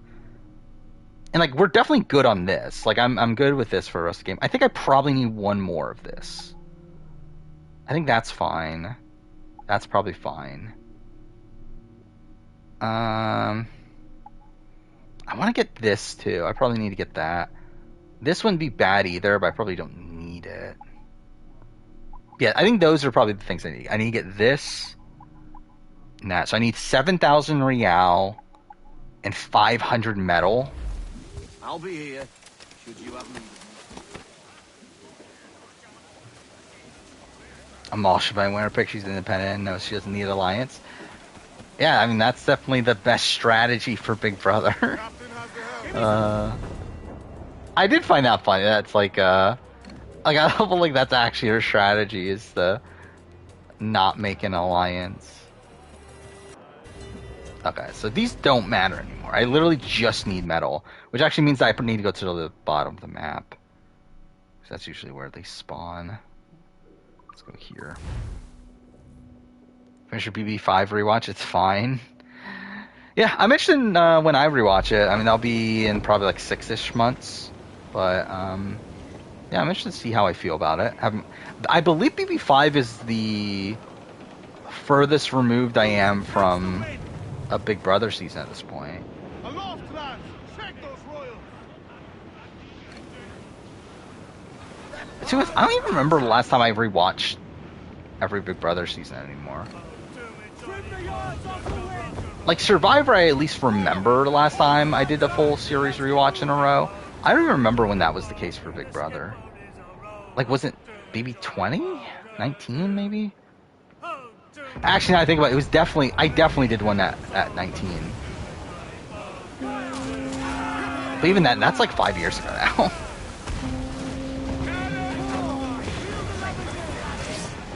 Favorite expulsion in BB? I mean, would you be mad if I killed you? It would be up there. Super, actually, like, all of them are good TV moments. Maybe the Scott one's probably the, like, not as good one. Especially because, like, a lot of it didn't even make the show. Or, like, they cut out, like, him, revealing he has... Whatever what does he have again? He has some sort of STD. But yeah, they cut that out. Yeah, that's probably the worst one. But yeah, like Shima. Yeah, I would probably go, would you be mad if I killed you? 1. Willie 2, and then, Shima 3, Scott 4.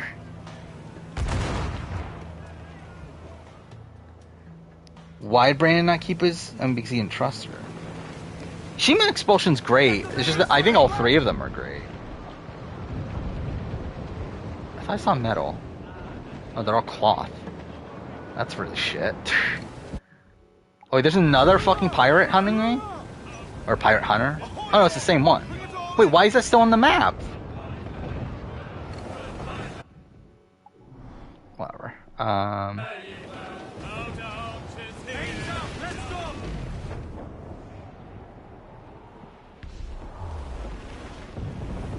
Yeah, like, Anika was someone that, seemed terrible from the BB Can stuff. Where it's like, I, don't think I'm gonna, like, she seems like a fun personality and everything, but, like, she seems to, like, know absolutely nothing about Big Brother.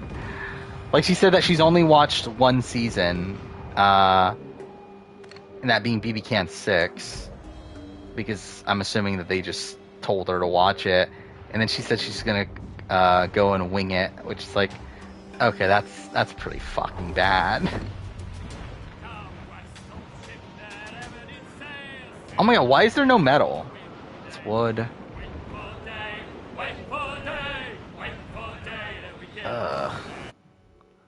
Fuck, am I even going to Kingston? Renee's annoying? I thought she was fine. I think she's definitely, like, hamming it up for the camera. At least I hope so. I don't really get much game potential from her. Like, she seems to be a fan, so at least there's that. But she's also, like, someone that's, like, never... like, she's someone that still lives with her parents and everything, which I think is probably, like, not a great sign for, like, how she's gonna handle Big Brother. Like, having to live with, like, different people and everything. And too, for Helena was the same thing, though, wasn't she? But, no Survivor Michigan today. It's actually tomorrow. They changed it, now to it's on Thursdays. Which, annoying in the sense that now it's actually on at the same time as BB Can, I believe. But, doesn't really matter too much, considering you can obviously just watch it after the fact. Which, yeah, outside of next Thursday, I have the rest of the Thursdays off for the rest of the month, so that's something. I love it, like, literally the only Thursday I'm working this entire month is the first eviction of BB Can.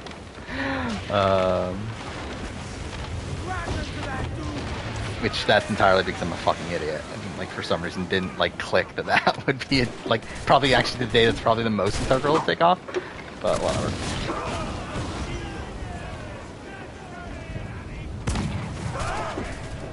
Let's see.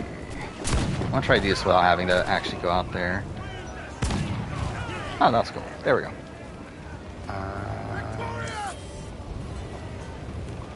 Yeah, that is the thing too. Yeah, so BB Can, like, initially, like, it was like whatever the change to have 3 days in a row. It's Tuesday, Wednesday, Thursday, which is like bad, but like not really like that bad considering like we have feeds, so it's like we're gonna know anyway. But like, yeah, now that we're not even gonna have feeds, like, are we just like not gonna know what's going on until like the end of the week? Like, that's just gonna be weird, and I think that makes it even worse for like viewer engagement and everything, where like people are just like not gonna care. Right? I think, like, that, like, to me, it's like, in terms of ratings, I don't think this is going to impact BB Can that much, the feed stuff. I do think this schedule mixed in with the ratings, like, I think this is terrible for, like, online engagement, though. Because, like, even with BB24, like, when we had no feeds for that, like, half a week for the, what is it called? The Split House Twist, whatever that was. Direfest, right? Yeah, like, when that happened, it's like, even at that point, like, people were just like kind of out on the season at that point, where like no one cared anymore. But like, this is gonna be like every week on BB Can. So yeah, I think that's definitely worrisome there. Dude, is there nothing? Like, why is there no metal? How much metal do I have right now? Ah, wrong button. 193. Okay, that's actually better than I thought. How much do I need? I need 500, right? Yeah. Okay. Yeah, I'm definitely doing better than I thought.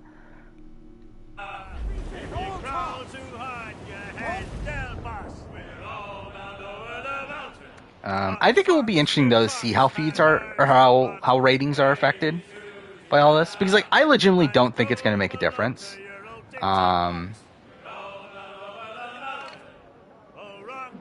Like, I think it's pretty much going to, because, like, really most of the ratings come from casuals anyway. And I think those casuals will probably still watch the show. And like also a lot of the hardcore online community aren't even in Canada. So like really like I don't see it affecting the ratings too much. But it will be interesting to see what the ratings are.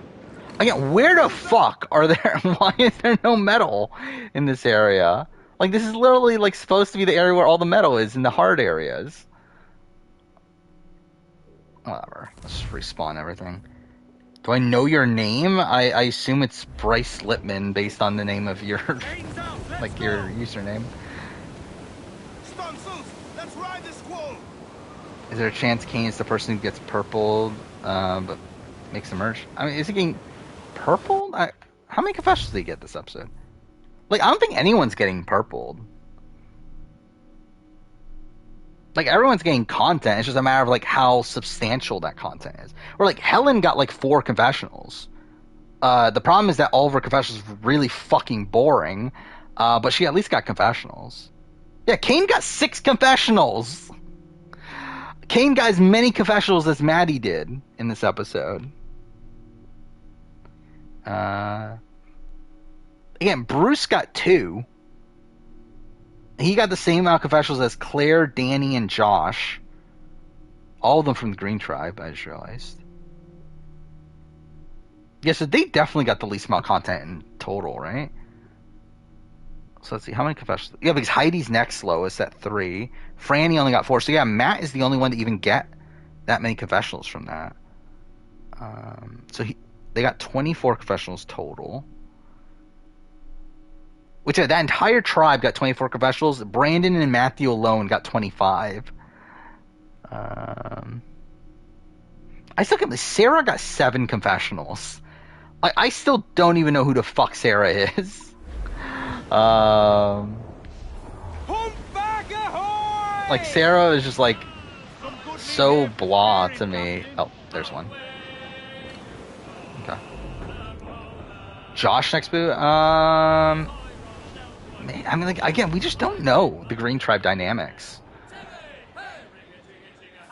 Like, I feel like if they, like, Josh just got nothing, right? Like, he got that, like, opening, like, short confessional talking about how, like, he should have died when he was a kid or something.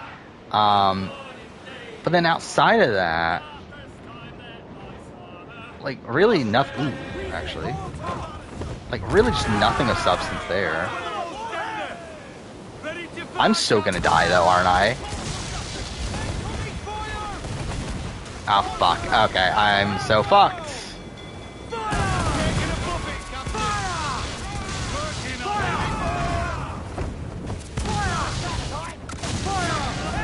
Alright, let's see if I can do this.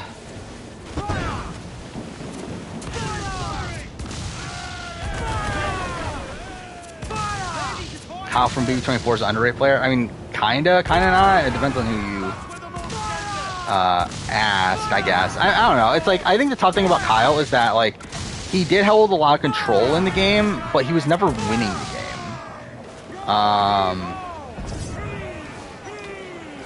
It's like, even before that entire, like all the stuff happened during his boot week, it's like, he was already hated by the jury.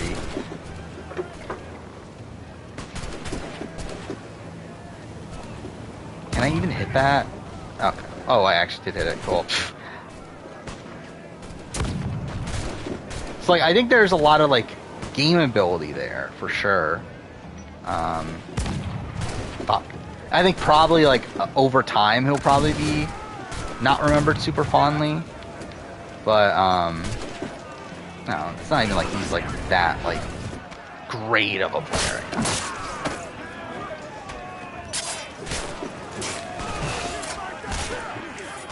If they underrate character, I don't know. I think people, like, when people think of Yvette, they think of her as a great character, right? Nowadays, at least. Again, like, obviously, like, at the time, people hated her. But I think when, like, people, like every single time Yvette mentions, like, they always mention the, like, she's gay line and everything. I'm so fucking broken. Like, what is going on?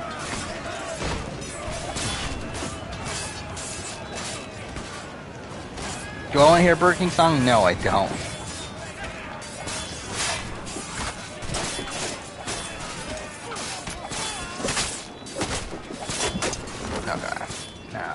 flag. Fuck off, game. Who's Keith? I'm not sure. Yeah, I did see that though in the at the end of the episode. I feel like I've seen that name before though. So like, I feel like I should know who that is, but I don't actually know right away.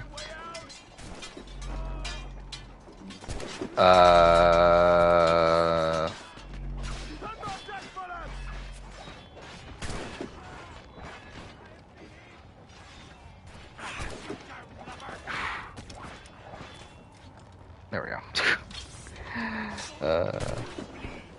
Yeah, that vote was just ridiculous. I still can't believe we've seen a vote now of a 2-to-1 vote where an idol gets played on the 2 votes, and someone goes home with 1 vote against them. Again, I was expecting something big because I think Jeff himself said in that TikTok thing he did, where he previewed the premiere, he said like we got a crazy first tribal. But I think it got even crazier than what I was expecting. Alright, let's try to kill this one. Next speedrun stream? Probably not for a while. I don't have the itch right now. Also, like, a funny thing is that I, like, one of my motivation to do speedrun streams again back then was to, not be last place on the Last of Us Part 1 leaderboard. Turns out, I'm not last place anymore. Someone, like 2 people actually suck more than I did. So, yeah, I don't even need to do that anymore, even though technically I still would like to be higher. So I know I can if I cared enough, but, still, I don't have the time for it. Nor do I really care about it right now.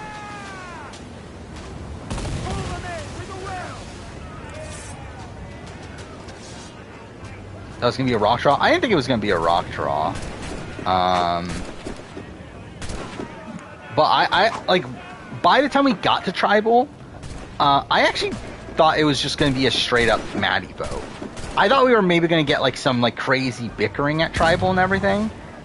But I actually thought like the vote itself was going to be kind of straightforward. But like when we saw like Matthew play to Shot in the Dark, how is this guy not dying? Thank you. And then Brandon plays his idol. It's like that is a just insane series of events. I still can't believe, like, how the fuck was Brandon almost the first boot on this season?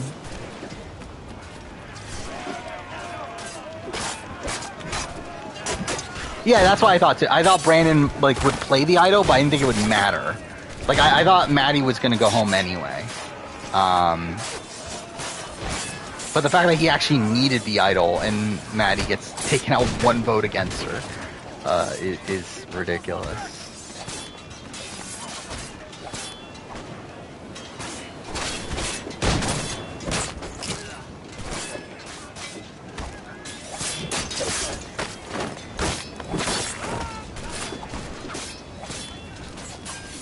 Yeah, like this, this is definitely like the best first tribal ever, right? At least for Survivor US for sure. I don't know if there's another one that beats it for. It probably is just like straight up ever, right? Like we've never even had a successful idol play at our first tribal, have we? Like globally.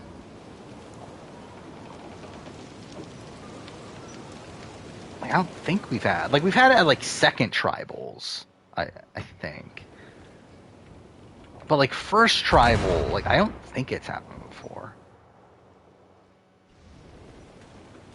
Oh, yeah, I mean, like, if we're talking about pre-merge tribals, then yeah, I mean, like, the Malcolm boot's better, but, like, I'm just talking about first tribals. I don't think yeah, none of these are metal, right? Ooh, I'm super close. Oh, I have no money, though. Shit, okay, I guess I need the... I guess that one.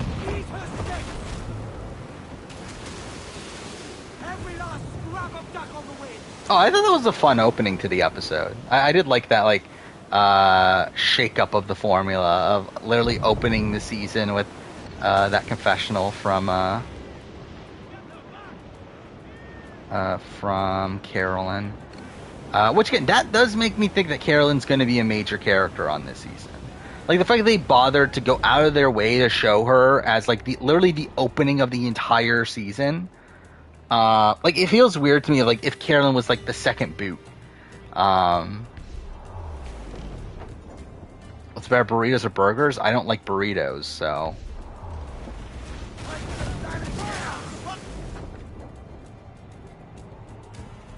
I think the cage just could have been done better, putting the key right at the table and having everyone on edge, knowing anyone can sneak off. Yeah.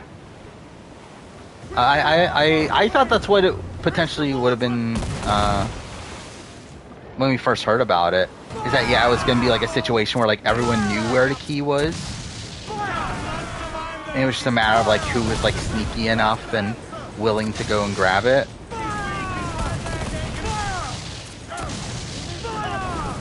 This is definitely not worth it, is it? Be wasting all of these, but... Actually, I could just fucking do assassination contracts. Yeah, I do not need to do this, do I? I should have gone for the medal on the other one. Alright, whatever. It's fine. Hate peanut butter and Nutella. I don't, like... I don't necessarily, like, love peanut butter, but I don't dislike peanut butter. Like, if I was on Big Brother back in the day and I had a peanut butter and jelly diet, I wouldn't be, like, opposed to it. Well, I like burritos. I don't like Mexican food.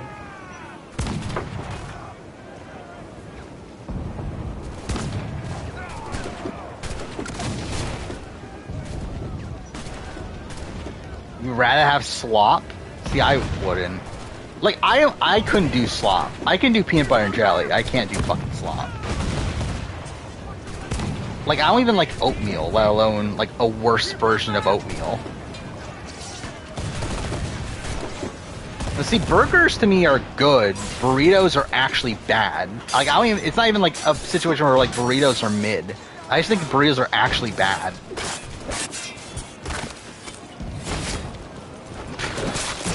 There's barbershop, there's a poker game on TV. I don't know, was it Jean Robert? Is everyone's favorite player Jean Robert? Or is it Garrett Adelstein? I just never liked Mexican food. Like, my parents used to always go to Mexican restaurants. And, like, whenever, like, when I was a kid, like, whenever I go, I would just get, what was it, like, chicken strips, and I would just eat the chips and salsa all the time. That's pretty much what I would eat. To where, like, nowadays, like, I don't mind, like, chimichanga and stuff like that, but, like, it's still, like, not my favorite food. Like, I would definitely, like, rather go almost anywhere else than a Mexican restaurant. Oh, Ronnie Bardaw? That's even more random. 2,560. That's still not enough, right? How much might I need? I don't remember anymore.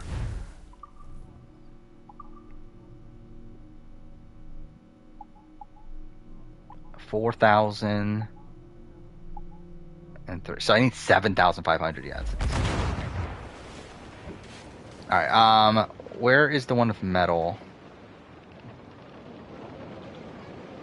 No, I want the one with metal. Oh, that one is metal. 75. Is that good enough? Fuck. Oh yeah, that's good enough. Clears down, catch some wind. Sail, get up the squall. Oh, hearty lads, curl those men. I think I have burritos confused with mustard. What does that even mean? Give me some speed. I don't mind mustard personally. It's not like my favorite condiment or anything, but like I like mustard more than mayo.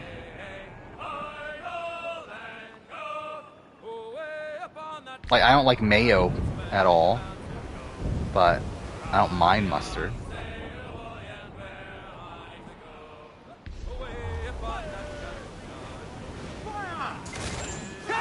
Oh fat fucks this like mustard's that a thing? Waiting order! Into quarters! Fire! Fire! All distance! Look, Cabin! Put a shot right through there! Quick as we can! Take a shot! Right there, sir! Fire! Surprised I put a War Dog on new Schoolers Tribe. I couldn't even tell you anything about that video at this point. I don't know. I wouldn't mind War Dog playing again. Do I need to see it? Not really. Like, I think I would probably I would rather see like Joe Mena probably back than War Dog from someone in that like Tony-esque archetype.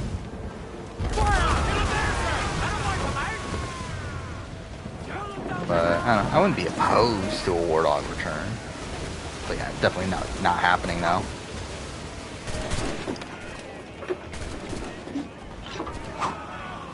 What is it? Kill Captain? Okay.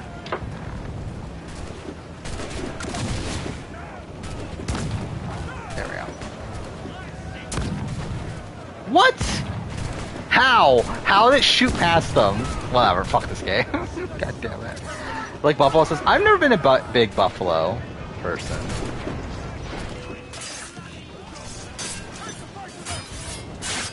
Like, I usually just prefer, like, honey barbecue over, like, buffalo.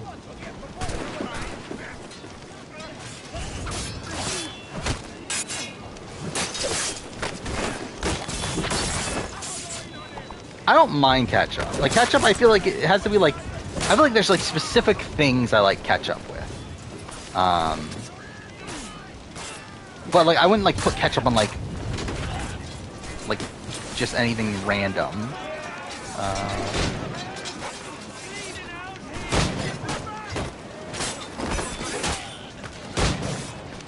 Getting wings on Friday? Well, that's something. I got wings.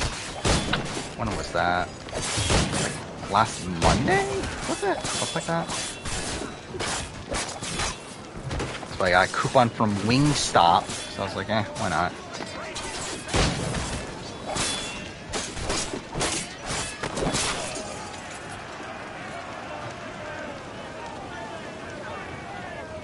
Honey garlic tastes like cum.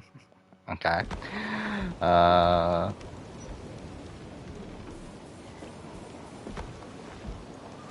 Let's see. Okay. Yeah, I should be good, right? I think that's everything I needed.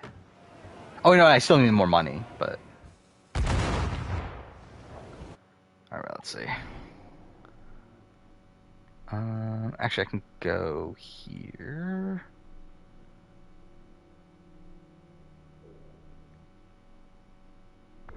Wait, why can't I fast travel there? Whatever.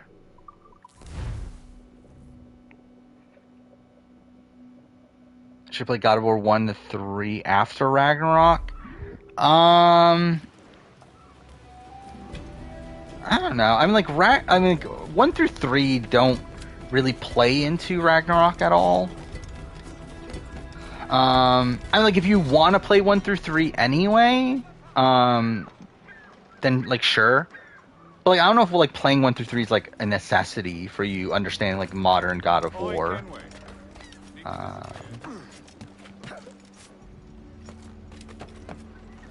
But they are good games, though, for the time. I still love God of War 3, even after replaying it on stream. What I want this.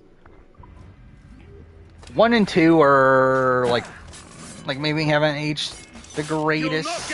Yeah, like for completion's sake, yeah. How do you even play God of War nowadays? It's like, I don't even think they're on modern consoles, are they? Actually, I think they're on PS Now? Or, like, I should say God of War 1 and 2. Like, 3 is on PS4/5. But yeah, I don't think 1 and 2, unless they're on PS Now still, are on modern consoles. Or, like, I know they got re-released for PS3, which I still don't own that, actually. And so the PSP games. You'll want nothing but can be found here, sir. Finish Persona 3. Oh yeah, that's something. I did buy Persona 3 and 4 today because they're on sale for $30. So I was like, why not? I'll play it eventually. Okay, I don't have enough for that. I don't have... Okay, so it's just money, though. Okay. Oh, duh, because I didn't sell anything.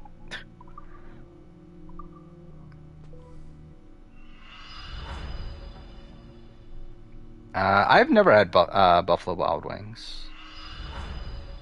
How much money is that? 4,000? Wait, let's sell this too. That was like nothing. That was 100 real. Okay. Oh, I do have enough of this. Okay. Why not? I just never care enough to go. I just had Wingstop the other day. Too fair, I never had Wingstop until like, I don't know, like 6 months ago. I don't know, just in general, I've never been a big like wings guy.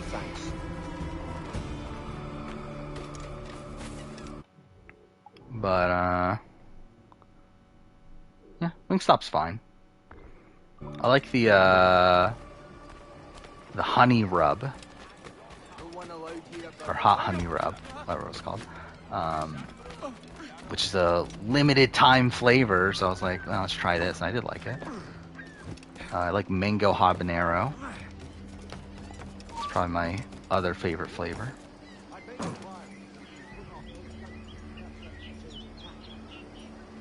Yeah, I think that's the big criticism of God of War 2018 is the like lack of enemy variety.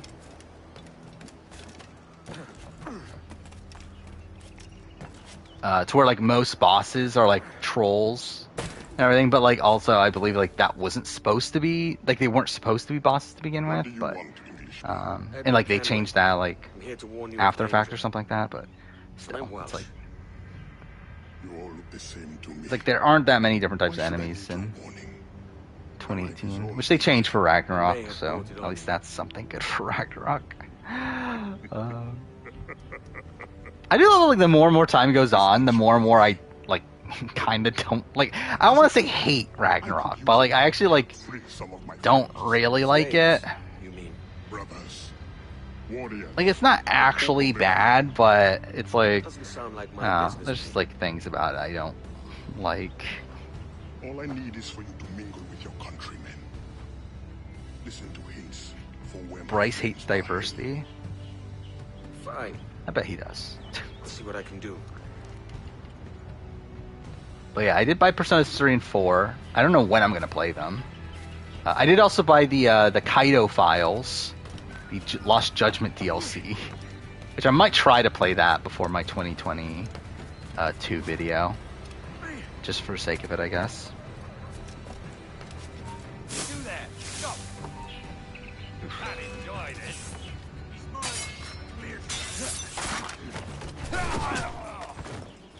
Only other guy where he plays Chains of Olympus, yeah. It's a pretty solid one, especially for being a mobile game.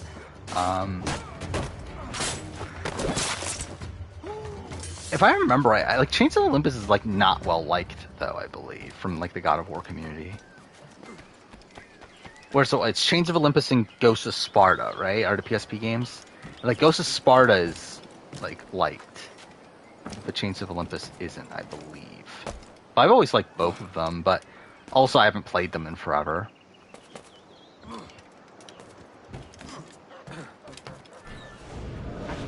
Play Persona 3 and 4 on stream. I would want to get footage for them because I feel like if I'm like I would want to make videos on them, I think, but also it's like considering like where I'm at with video game videos on the channel, I probably like wouldn't be that apt to do it, but I kind of like ideally would want to.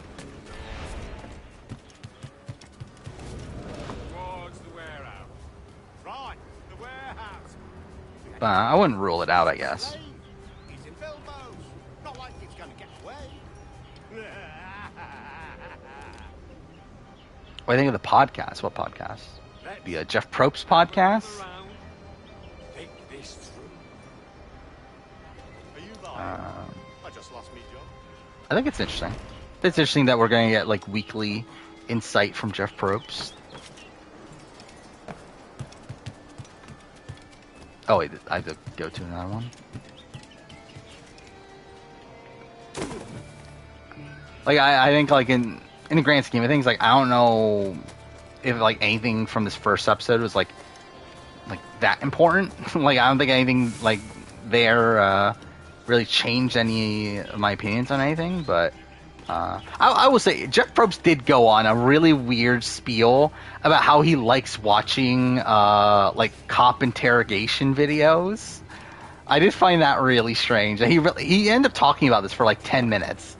Of like how into cop interrogation videos he's into, and how like that influences how he looks at like the prisoner dilemmas on in the modern era and stuff. It's like, okay, what the fuck are we talking about? But outside of that, I thought it was solid. I don't know. I did find it funny that he gave Bruce an open invitation to be on the next season. Sarah Wade's filming porn with her friend. I'm sure she is. I'm sure that's definitely a thing that's happening. But yeah, she is. Good on her. Fuck. Listen to what he's telling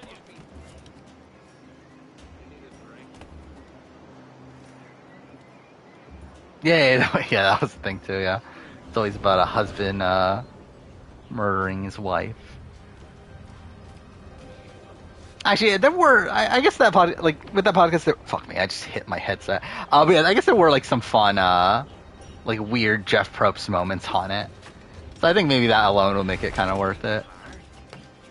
I wonder if RGP is gonna talk about it. I'm sure they will, right? We followed. We must warn the others. No, he literally just met for the next season. Like he said Bruce will be the first returnee of the new era or whatever. Actually, no, let's see if I can fucking find it. Actually, I think I deleted it already. Oh fuck, okay, I didn't realize I was still in a mission. Where is it? Because it's immediately after the interview. You're sitting in your office talking to Let's yourself. see. Where's the Bruce interview? Yeah, exactly. It's a great metaphor. I told Alright, let's pause this. and you can see the accused is Oh, this is him talking about the fucking, Alright. Sleep. Oh, you posted on Reddit? literally just sleep. Yeah. Wait, where's the Bruce You're interview? sitting in your office talking to yourself. No, I already listened to that. We build, and when we talk about the art department, we just try them. So often fans Where's the Bruce interview? How am I not finding You it? now start taking stock in the things that. Oh, this is it, isn't it? 3 different periods. There's the pre-production of the show where you Okay, I think I passed it. right call. We don't have a season yet. Oh, here it is. Yeah, here. Ordinary world behind your family, your friends, left to fend for yourself in the jungle and say yes to adventure. I don't think Bruce got his fair share of Survivor. So, we can kill the music. That was fun. So, here's the announcement. Oh, We what a are great officially announcement. inviting Bruce to play Survivor again. That's so exciting. First player of the new era invited back. It's kind of exciting. It just felt like the right call. We don't have a season yet. Lots to coordinate. He's got to leave his job again, has to leave his family and miss those baseball games. But it's an open invitation. So hopefully we'll get Bruce back out on that island. Again, what a weird, All right. what a weird thing. It's still so surreal, the thing that this is actually a thing. It's on just like a random fucking podcast that they just started now. Like, imagine like that was the idea from Jeff Probst. He was like, you know what? We need a podcast to announce that Bruce is going to be on Survivor 45. But it is weird. It's like really just like out of the blue. He just like randomly re-invites Bruce like on a podcast. Is Bruce ever going to listen to this podcast? That's what I want to know.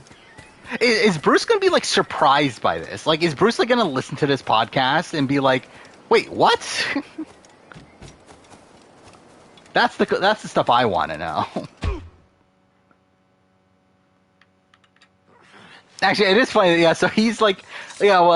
You got the information. Why is this a thing now? I think that's also a funny thing. Of like, yeah, he said this like to previous people. Don't hurt me. All I want to know is where this slave is. Do you know of anyone being held? But like this is like an actual like full-on invitation though, because like with Carolyn it was like next time we have a returning season you're going to be on or whatever. Like this is like explicitly saying, hey, you're going to be on next season. Was that so hard? Yeah, like why didn't he just tell Bruce in the interview? Actually, I just realized that. Yeah, why didn't he just say it there? Like was he like unsure until the interview? Was he like, oh, I don't know if Bruce is good enough yet? And then he was like listening to the interview, it's like, oh my god, we gotta have Bruce back.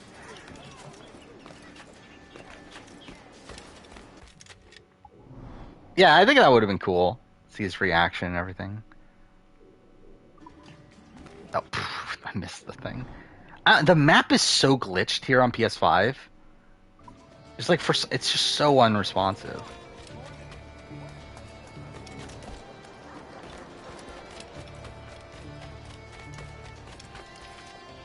Yeah, imagine if he said that and then he just regretted it. He was like, oh no, I shouldn't have invited Bruce. Why did I invite Bruce? Again, it's still going to be so surreal if we get Survivor 45 and it's all newbies and Bruce. It's still such a weird, like, concept. Watch him be an alternate. Yeah, imagine if they, like, fly him out there. He's, like, an on-location alternate.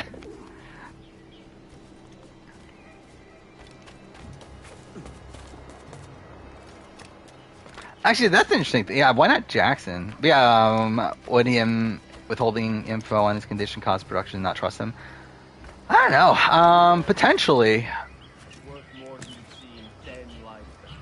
Like, I think that's something that they don't want to, like, really talk about, but that might play a factor. There! He's in the bush! So we're like, yeah, if he lied to us before, it's like, what's stopping him from lying to us again or something?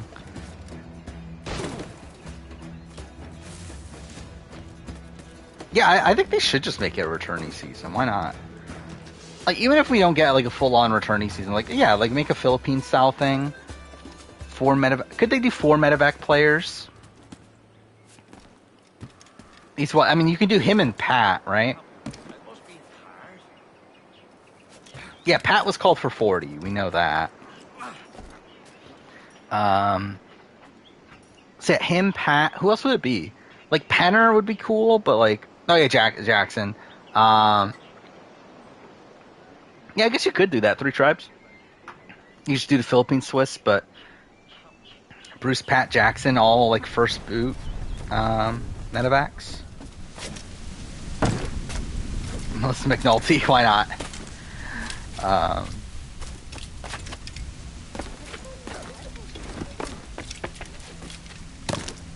it's kind of weird. Like they're kind of all like similar archetype too, aren't they? Pat, Jackson, Bruce, all like kind of similar age and everything.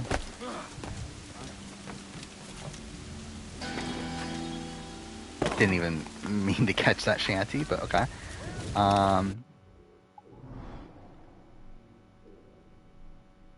Do I have enough money yet? I don't think I do, right? How much money do I need? Oh, I'm close, right? I only need like a few hundred more, right? Oh no, I need like 1,000. So I guess I'll do another one of these. I don't think they have any interest in bringing back Dana. Yeah, I think, like, yeah, Bruce, Jackson, Pat, that wouldn't be bad. Because, again, we know they want Pat back, or they did want Pat back. We know, obviously, they want Bruce back. Like, Jackson, like, I think take or leave in terms of what production would think, but, like, I don't know, they could do that twist. Something I found interesting, too, though, like, Jeff said that they don't have a season. But then that could just be him lying, right? I feel like that could definitely just be him, like, covering tracks for things. Because, like, by now, they definitely should have a season, right? Like, we're in March. Like, 45 is supposed to, like, air in 6 months. It's like, they should have a season already. By now. Imagine if that's like the promo at the end of 45. Isn't that going to be a weird thing? Is that like the end of 45 or end of 44? I mean, the promo for 45 is the return of Bruce.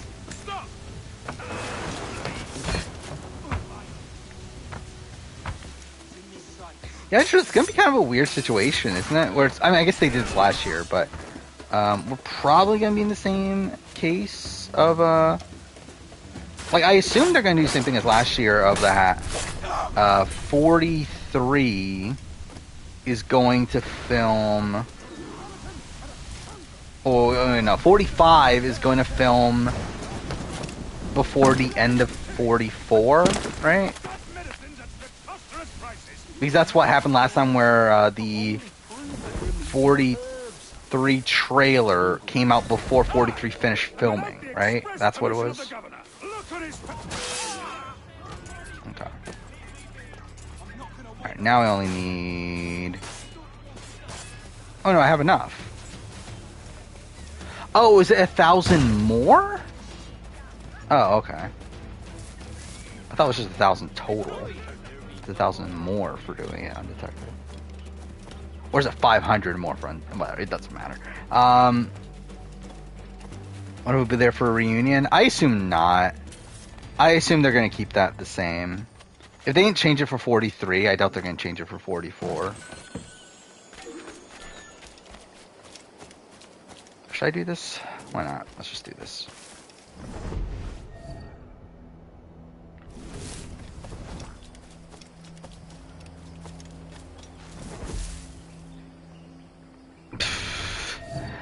I would be so sad for Bruce if he's like the first boot on 45.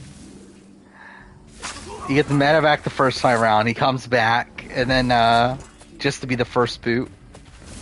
I'm too far. I could see like a Russell Swan-esque trajectory for Bruce. I think that definitely seems like a Bruce sort of run. Wait, who is that? That guy. Oh, fuck off, game. But he's like, it seemed like he was kind of in that leadership position, right? With this season. So like, it wouldn't be that shocking if he's like the Russell Swan.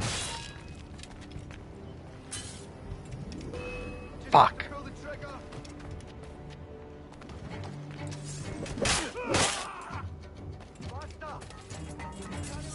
God damn it. I love the guy shooting me when I'm inside a fucking building. Oh, fuck off.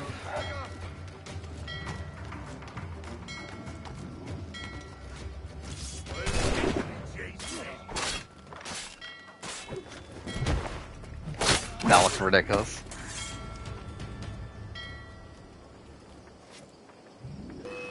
Oh, fuck off! What? Okay, cool. I've watched all the Rocky movies. I mean, I haven't watched Creed 3, but I've watched all of them except for that. I thought about doing a Rocky film ranking, but probably won't for a while.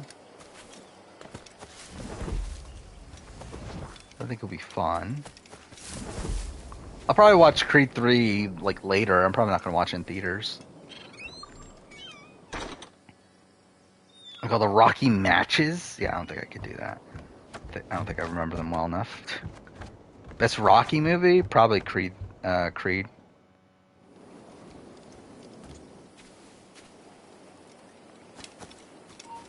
If not, then probably the original.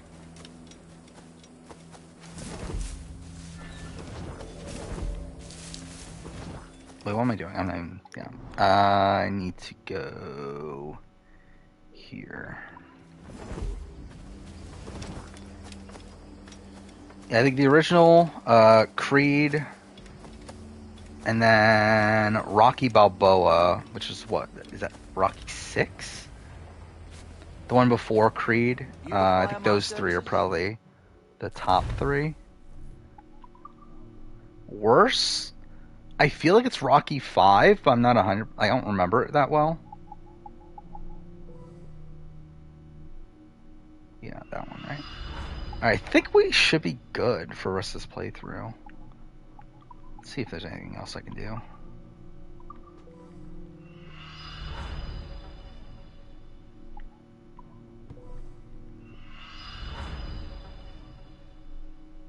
Let's do this too. Why not? I like Rocky 4. It's not like an actual like great movie really, but like I think it's a fun one. Oh, I can't do anything. Okay. I feel like I would want to get these two.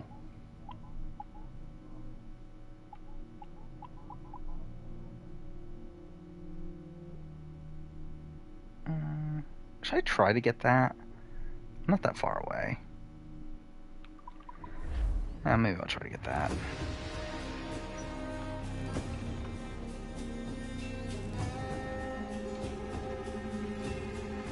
I hear Creed 3's good, right? Based on what's out there. The rankings what? Creed, Rocky, Creed 2, Rocky 2, Rocky Balboa, Rocky 4, 5, 3. I think, like, based on my memory, yeah, I haven't watched them in a while, I would swap 3 and 5. And then I'd probably... Thing is, I don't remember Creed 2 well enough. Actually, I'll probably say Rocky 2 is probably better than Rocky Balboa, I guess. But yeah, I don't remember Creed 2 well enough, though.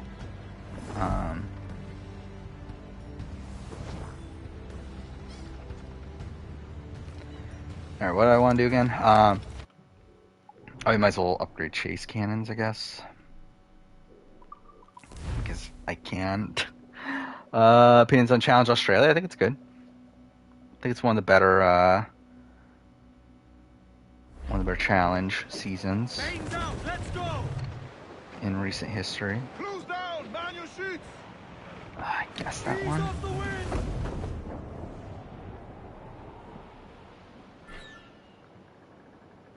It's a humpback! There was a ship, she sailed to Spain. Oh, Grand scheme of things, I don't know where it is, ranking wise.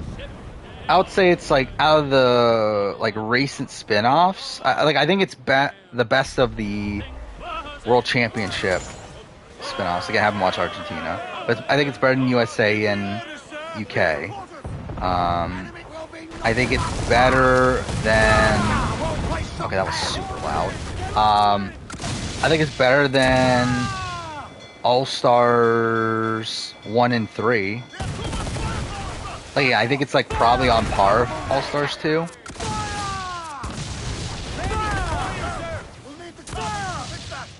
almost ready, sir. We're ready, sir. Who's made sail? Who's fire? Take the fire! Take some damage. Fire! Oh my god, how's this one not dead yet?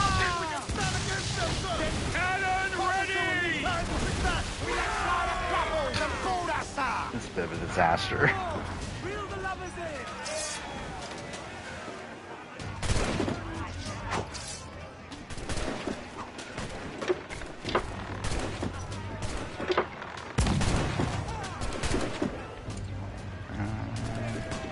See, I don't even remember Rocky 3 that much.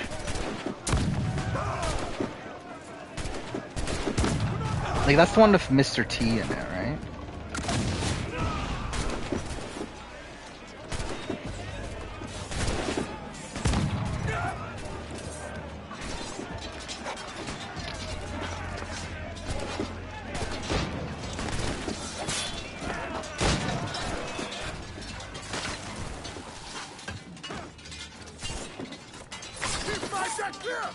Oh, I'm an idiot. I didn't finish the other check. Whatever. That's fine. It's definitely not going to end poorly. Oh, fuck off, game. Oh, fuck off. Dude, platforming in this game's so fucked. There we go.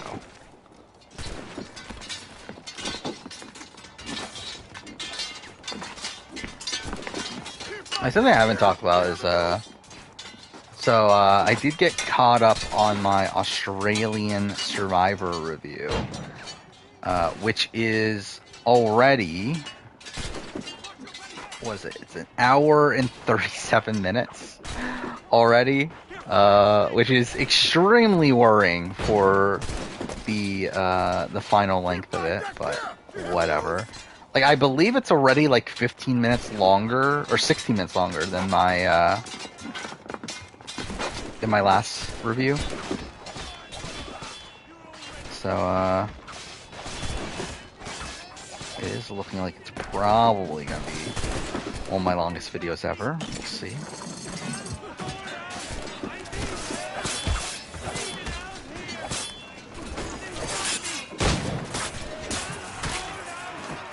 Even my Last of Us review is starting to get ridiculously long.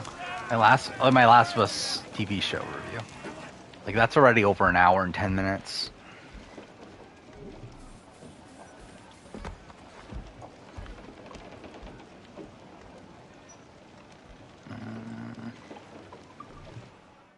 We're not watching...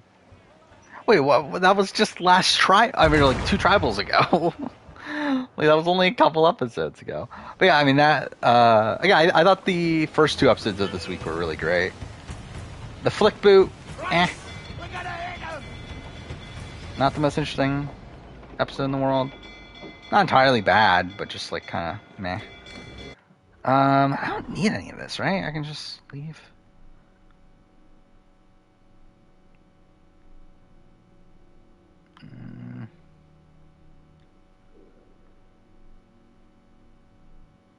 I guess we'll just head back here.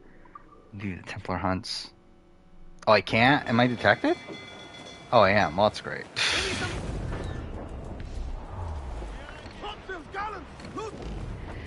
I guess we'll try escape.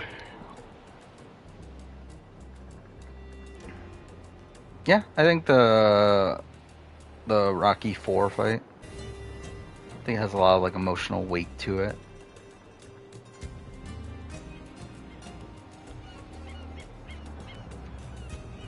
Is there any chance Frankie beats Derek? There's a chance, but it's not. Like, I think it's pretty close. I think really it comes down to what is Nicole and Hayden thinking. Which, like, at the time that they were leaving, I think they would have been pro Frankie.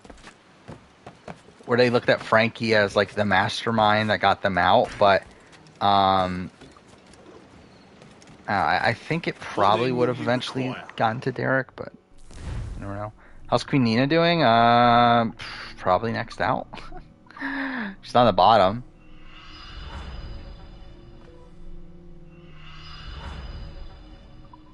This is like barely enough, right?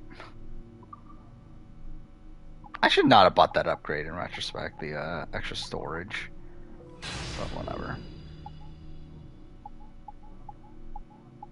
And these should be good. Like, maybe get these if I get money across the playthrough, but I think I'm good with upgrading things for the rest of this.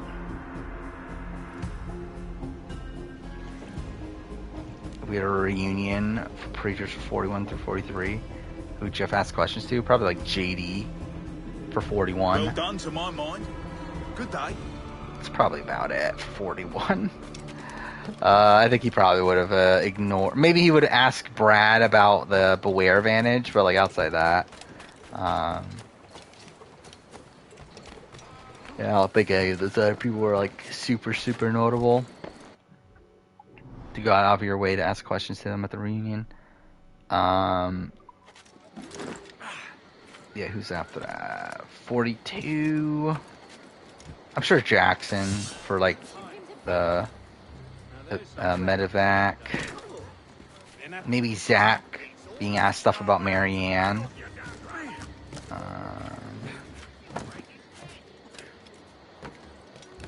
I thought JD, like, I think JD's probably like the type of person that's gonna show up like once a season on RHAP.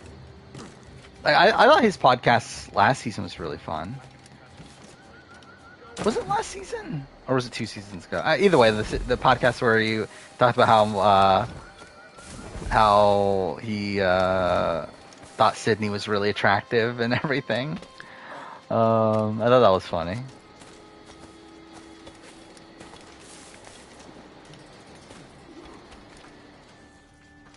Was I surprised Queen Jamie Lynn's a good character? Oh, she's fine. Help me release She's that good of a character. I did find it funny she fell off the boat at the beginning. That was funny. The Templar behind it all. All affairs of freedom are assassins' affairs. What is your price? Yeah, like 43. Who would even ask questions to 43 Moved by pre-merge? coin. How much do you need? Like, no one there's like that notable, are they? Like maybe Lindsay? I don't know. The Templar keys.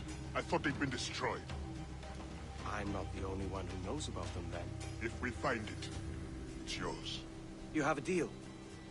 Let's go get your friends. Did Carolyn get Dodo music?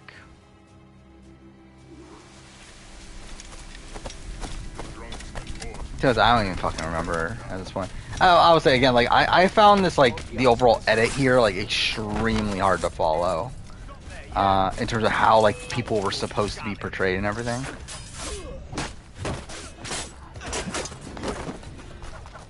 Oh, cool. Oh, wait, they just killed them that quickly. Wait, why is this? Hurry, to my Okay, bureau. that took forever for that guy to get up.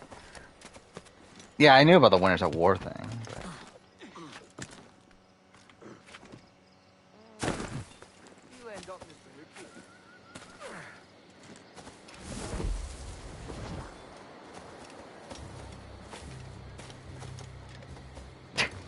I still don't, like, why'd she play her shot in the dark? Like, was she really that paranoid? If she is, then, like, that's really, like, a really bad sign then, right? If she's, like, that paranoid being the first boo that she's going to go out of her way to play shot in the dark, something that's only a 1 in 6 chance that you actually even get. And, like, not even be able to vote.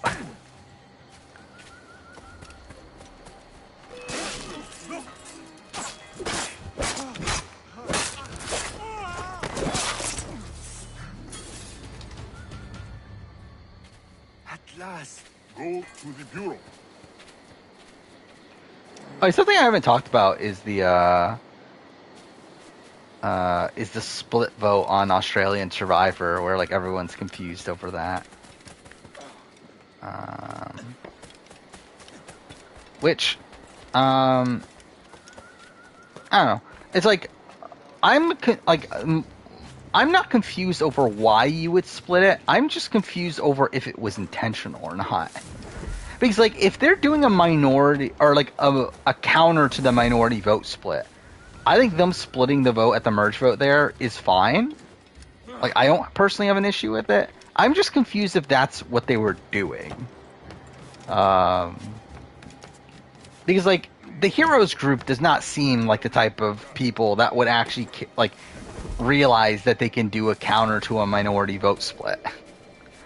And also, like, they're in a position where they don't even know that that Sean has an idol anyway. So, like, that's my question. Like, if it's a counter to a minority vote split and then putting 2 votes on Liz, in the case that Liz plays an idol on Shawnee, then that's fine.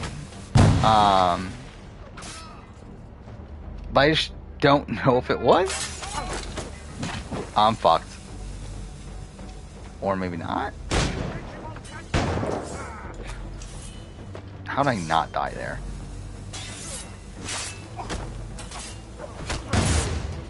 I mean, a winner's edit doesn't exist. In terms of, like, there's not a specific edit that a winner gets. Like, every edit is differently. Or is different. But there is, like, intentionality to trying to portray their winners in a certain way, and like wanting the audience to have a certain opinion about an eventual winner. Well, like, I think that is like the big like big thing about Edgic in general. Is that I think people put too much credence into like all these like little rules about like how like about what is the winners edit and everything, because like there's not actually a real winners edit. It's more so just like you using logic to piece together, like, is this how they would want to portray a winner?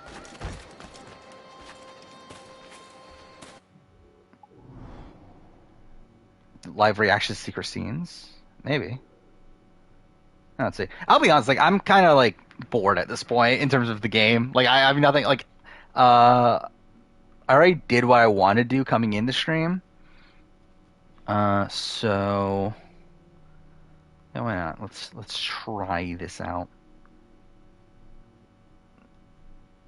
So these are it, right? The two that are on the YouTube page.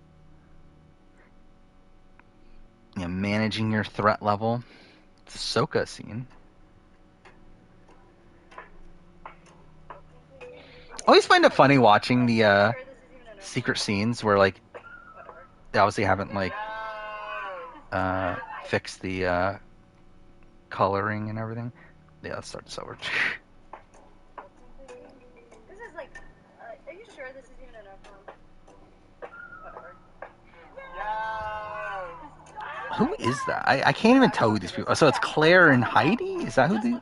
Yeah, okay. I feel like you can tell that she's thinking about this game really thoroughly, and that's how I feel I want to play as well. I just get such good vibes from you, and such good vibes from you. I feel like we're gonna think about this stuff the same way. The exact same. Oh, Claire is somebody that I want to work with. I feel like this is really bad that this wasn't on the show. I think that Claire is somebody who's gonna play really hard, so I'm also not gonna get complacent with her. Did you hear somebody say that?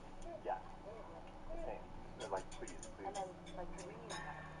I think in my everyday life, I'm kind of controlling. I can be a little intense, a little forthcoming, and so I just want to approach this game a little differently than I approach my life, which is take a step back. I will say Claire is pretty attractive. But yeah, like I feel like this is pretty bad that this isn't in the edit for Claire. But I don't want to back. You see so many great players in this new era of Survivor who are playing almost perfect games get discovered too quickly. So Are they though? Is that a perfect game if you do get discovered too quickly? To not be perceived as playing as hard as I am. So I think it's really finding that balance, and I'm excited to figure out how to thread that line. Yeah, I think that's pretty bad. That's not in the show for Claire. This other one's I don't want to show any weakness. This is what Matt or Matthew. He's going to fucking distinguish them. I need to get better. I need to get better quick because I want to make it further in this game, and I don't want to get. He's only trying to chop a fucking coconut with one hand. We got the giant flag, baby. Not bad. Not bad. Did that give him a tribe flag until day 3? Take that back. Let's take it back. Yep. Actually, is Kane bigger than, like, taller than Brandon? I didn't notice that until now.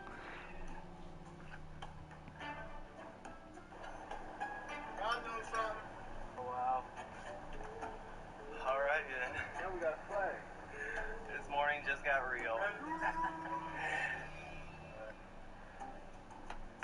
Got your email.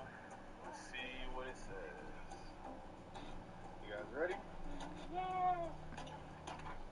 This is such a boring scene so far. Why? Like, no wonder they cut this from the show. Society, your survivor dreams have come true. If you're not in sync with the tribe today, tonight it might be you. Bring your friend with you. Damn. You got a challenge today. I wonder what's gonna be. This is such a pointless scene. What we're up against. Nothing. You gotta take a look at it. This has been a minute and a half. How is this even in consideration to be on the show? I tried that with the map too.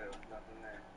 My game plan is going into the challenge is to not wear my sling. I don't want to show any weakness, not only to the other tribes, but also to my own tribe. I want them to know that I can push through this, and although I'm injured, I still got the same heart. Oh, I forgot he didn't know that he could sit out, right? I will find a way to get to the end. Yeah, that was an entirely pointless scene. That was yeah, thank God. I just go to the Survivor YouTube page. Claire gives you Major Nesu vibes.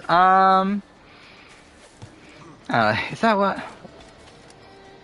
what I would say Claire reminds me of? I don't know, Claire kind of gives me like, I don't know, like Chanel vibes. To a degree. Like she's probably more like, I guess like Chanel felt like a bit colder, I guess. So I guess maybe it's not like, exactly that. Maybe maybe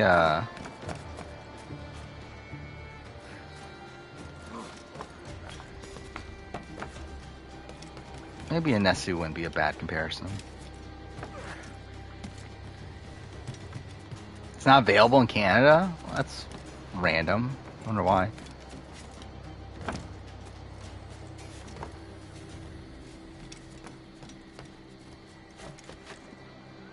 How's Marianne talking about Mario Kart Make the Show?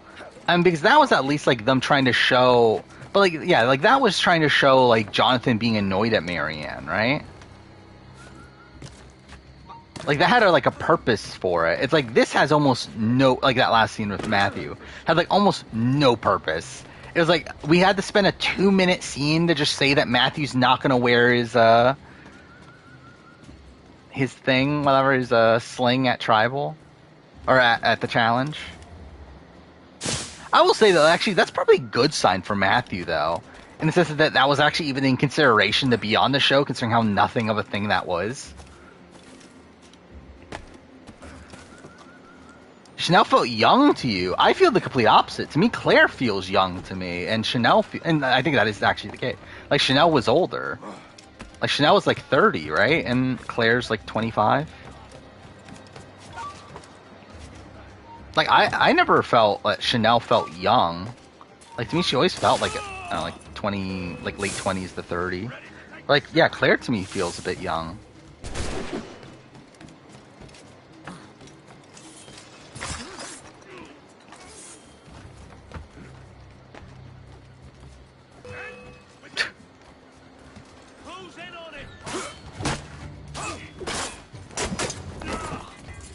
Chanel's 29, yeah, I'm getting close enough. I've got a good line on him. Oh, you're thinking Liana, okay. Yeah, I was thinking Chanel from 42. Actually, yeah, Liana, I guess Liana would be like a more like openly strategic version of Liana. I guess that's probably like a somewhat apt comparison. Like maybe like mixing Liana and Chanel. I think that's like about right. Just I completely forgot Liana was a person though until just now. I want my key. I don't know if Liana's gonna be on Challenge USA too. She was supposed to be on the first one, right?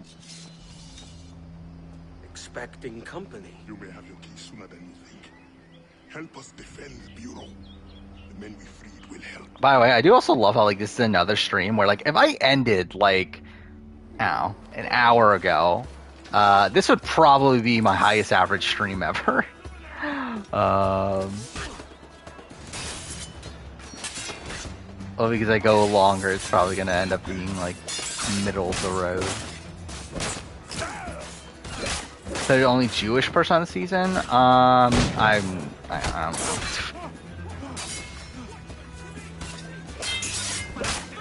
don't know. I'm not good at figuring out who's Jewish and who isn't. I think Bruce will like be at the bottom, kind of like what Jackson. Actually, no, was Jackson even at the bottom? I think I put Jackson at like didn't I have Mariah below Jackson? Which I shouldn't have in retrospect, but oh, I had Jackson at 60. I remember Jackson above Mariah and Zach. Yeah, I don't know. I assume Bruce will be at the bottom. Like the thing is, I'll probably look at exit interviews for Bruce, to get a sense of like where he was in the tribe and everything. Like based on like what we've heard on the show, it seemed like he was close to Carolyn. And like considering that Carson, Helen, Sarah group came together, like knows where Bruce would have landed on the tribe, but like it seemed like he didn't at least have the outright majority. Yeah, in retrospect, Jackson should definitely be at the bottom. Like now that we know that like Jackson would have been the first boot even if he had stayed. Yeah, it's like in retrospect he definitely should have been at the bottom, but oh well. And Mariah, really, it's like swap Jackson and Mariah, and that's probably about right. If not even like maybe even put Mariah. No, actually, yeah, keep it that. Just swap Jackson, Mariah. Yeah, Mariah was screwed over by Omer's exit or Omer's deep dive not coming out until like a week later.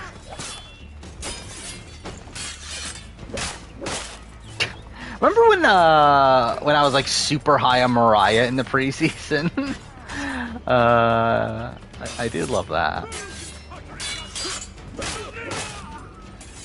Well, like I remember like when the cast like my first instinct after the cast came out, I was like, I think I might have Mariah as a potential winner pick, and like I think by the time I made the video, I like dropped out of that. But still, it is funny that like at one point I was like super high on Mariah. But we have held strong and will not be defeated. I remember it was like the issue was with Mariah was that it felt like so much of her interviews was her talking about how like she was there for like the journey, and she was doing it for like her brother and that sort of thing. I was like. It didn't really give me a sense of like being too focused on the game, but yeah, did I get what did I call her?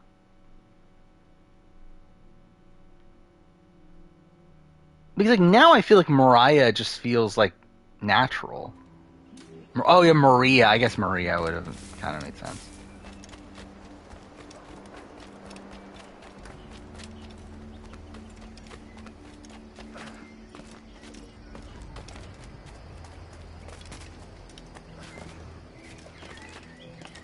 I'm too fair. Like based on spelling and everything, doesn't look like Mariah.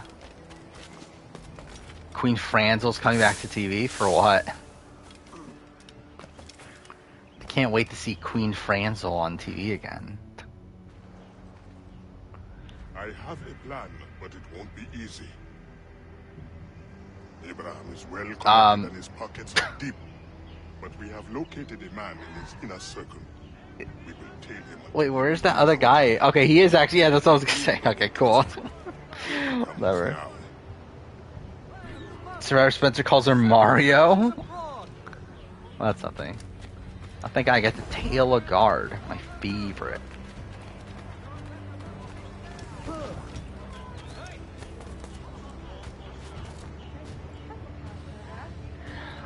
Oh, I forgot about. Actually, yeah, I'm an idiot. I completely forgot. I did see this before. Yeah. The battle of the.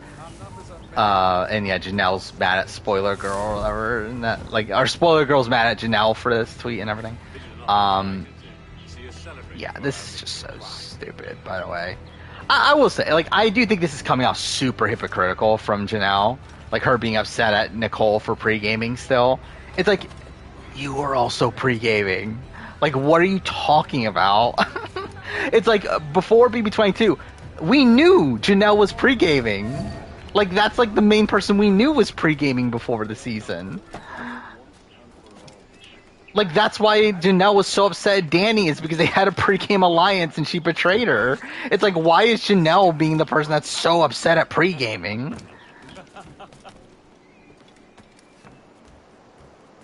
Like, really, I just feel like BB22, like, that's, like, such a weird thing to me, is that, like, so much of this negativity around BB22 in terms of the online community is around this, like, anti-pre-game sentiment.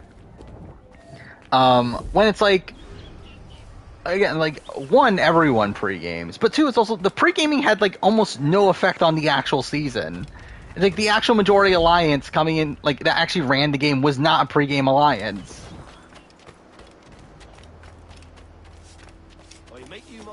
Like, it feels like people just, like, really want to, like, put the blame onto why BB22 is so bad onto, like, Derek and Cody and everything.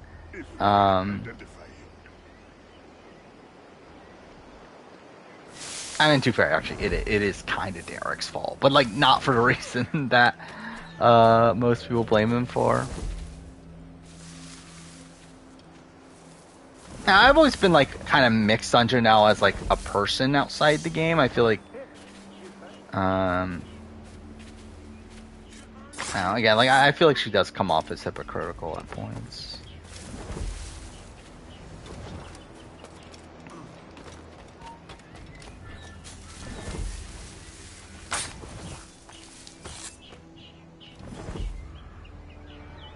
Janelle called Spoiler Girl, bitch. That's something. Oh, didn't Spoiler Girl reveal her face and everything? Which, like, I'm pretty sure... Didn't we know who Spoiler Girl was anyway? Like, I'm pretty sure we already knew who Spoiler Girl was. Because I remember, like, a while ago seeing, like, Spoiler Girl's name and that she was, like, someone that worked on, like, Bold and the Beautiful or something dumb like that. Like, one of those, like, one of those shows for CBS. It's the lookout man you really have to look out for. Is that supposed to be funny? No, man, you hear the humming horn, you don't laugh, you run. See you coming from miles away there. That's There we go. the least And, how many years have we fought? Yeah, it's not surprising. I think that's what you would Your expect men in the Spoiler Girl to mountains with be. no weapons to speak of. And my army resplendent. What do you think from World Championship would be the best characters? And I die.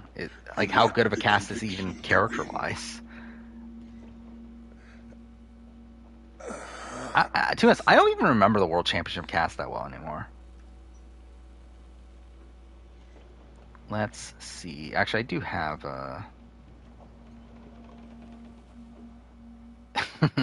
yeah, Casey. Alarm! Alarm! Oh, I guess I'll escape first. I have the folder. Well, cast photos. There we go. Alright, what do we got? We got Amber. Bananas is bananas, so it's whatever. Ben, Danny, Darrell again has fun one-liners, but as a whole, Emily, Grant, Jody, Jean I mean, like, really, a lot of these people are just kind of, like, fine as characters. Like, none of these are, like, all-time great characters or anything. Justine, Jordan, Casey, Kaz, Kellyanne. Actually, don't we know that there's, like, a Kellyanne-Jean feud? That's a thing, right? So, I don't know, maybe that could be fun. Kiki could be fun. I think Kiki was fun on Australia. Nathan was fun. Is that something? Nelson, Naya, Sarah Lucina. I kind of forgot, like, for some reason, that Sarah Lucina was on World Championship. Theo, Tori, Tristan. Wow, dude, there's a lot of fucking snooze fests here, aren't there? Again, just that, like, blocks row there of Tori, Tristan, Troy. Yeah, like, I like Troy, but still, it's like definitely not the most riveting TV in the world. Yeah, like, yes. Again, that's another one. Zara was boring. I don't know. Like, I never actually thought about it until now, but yeah, this is definitely not the most, like, riveting group of characters. Okay, what do I want to do here? Was that it? I didn't even pay attention. No, it's Assassination Contract. Was that it for Templar Hunts?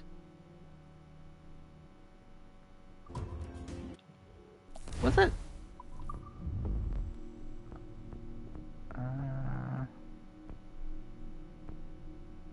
Oh, it was.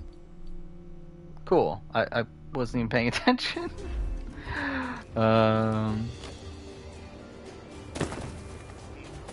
I already answered the Bruce thing. I said he'll probably be at the bottom. I think anyone from World Championship will transition. I don't know if they will, but I think they're good. Like, I think, like, people like Kaz, people like Kiki, people like Nathan. I think there's, like, a decent chunk of people that, like, I wouldn't be opposed. to seeing them on the main show. I guess we'll just do this one too. Why not? Since we're here. What time is it? 2:15? Okay. Yeah, I think we'll do this one, then we'll see what time it is. Will Rachel Riley dominate the challenge? Probably not. I mean, she's like 40 now, right? How old is Rachel Riley? Like, I'm sure she could still do well, but like, she's definitely not. Oh, she's 38. But she's definitely not like probably at her peak anymore. So she's had what, like 2 kids? I don't know. Will be interesting to see though. Sunfire will have weekly guest stars. What Survivor players do I think will pop up? Will any Survivor players come? I was thinking it was just gonna be different Survivor production members. Because again, like Jeff Probst, like the way they talk about it is that like it's gonna be focused a lot on production. So I feel like it's gonna be a lot more production focused.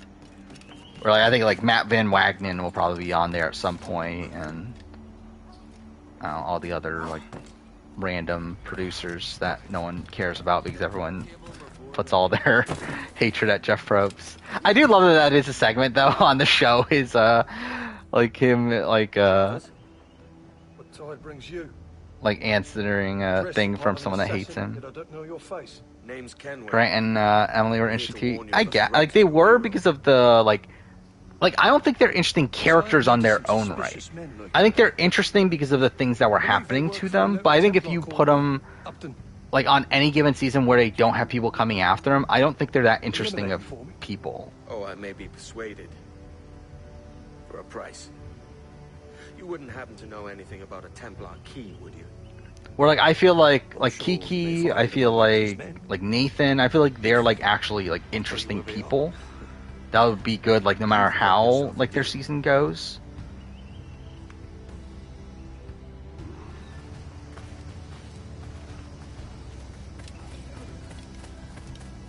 Yeah, imagine if Alison Grodin. I'm too fair. Jeff Probst also said that he doesn't watch other reality TV because he doesn't want that to like influence him. So I wonder, like, has Jeff Probst ever met Alison Grodin? That's a question. I'm sure he's met Julie Chen for sure, right? But like, has he met Alison Grodin?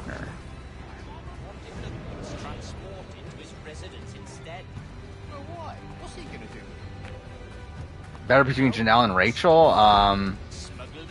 As a player, like as a character, I personally like Rachel more. As a player, like I might lean Janelle. I'm not sure.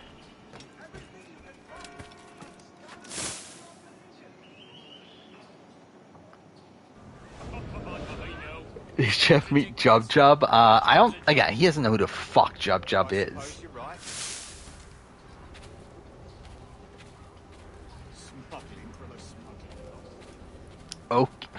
Okie dokie. Okay.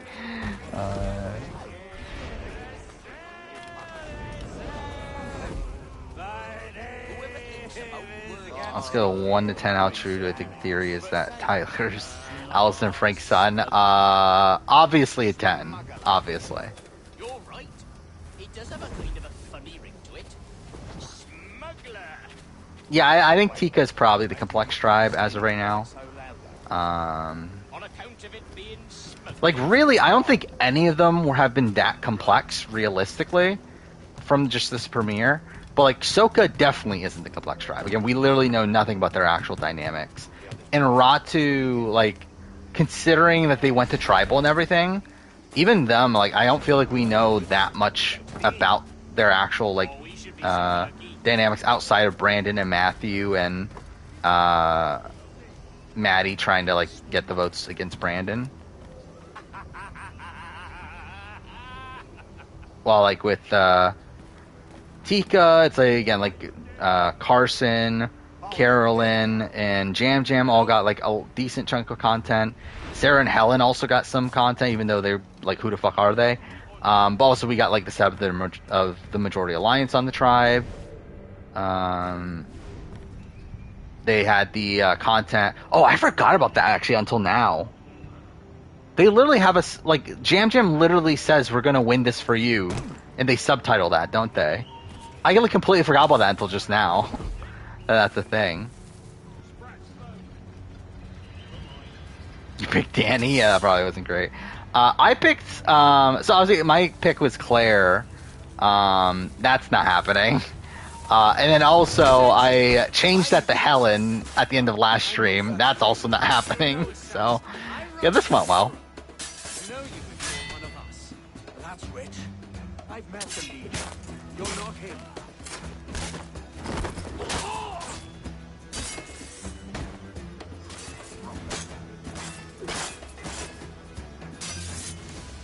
Bananas and Sarah arguing? Yeah, that could be interesting. That's gonna be so surreal, though, isn't it? To see, like, yeah, the likes of, like, Bananas and Wes and, like, all these people interact with Sarah Lucina.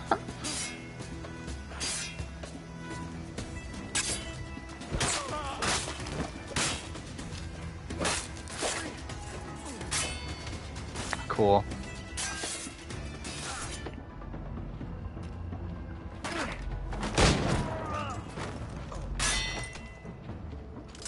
Like, the thing is, like, I don't expect this Majority Alliance to hold.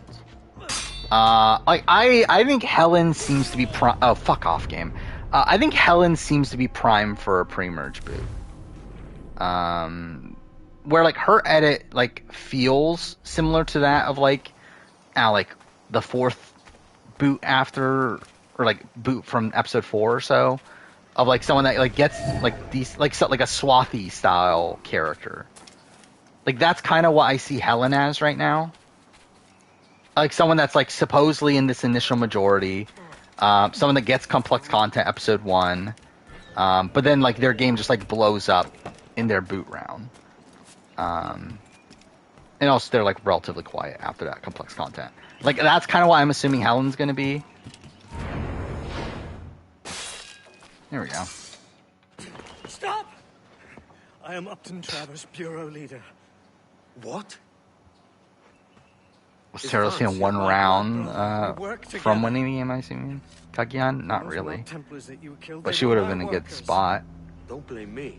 If that, like, group becomes the majority, she's in a pretty good spot where within the New Solani, that's what they're called, right?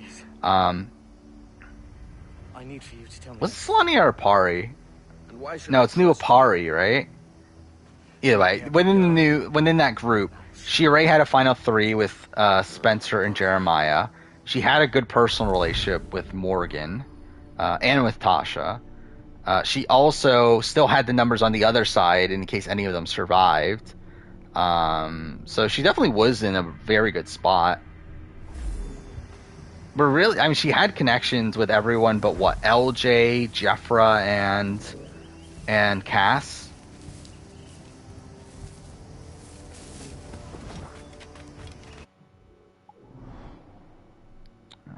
This one, right?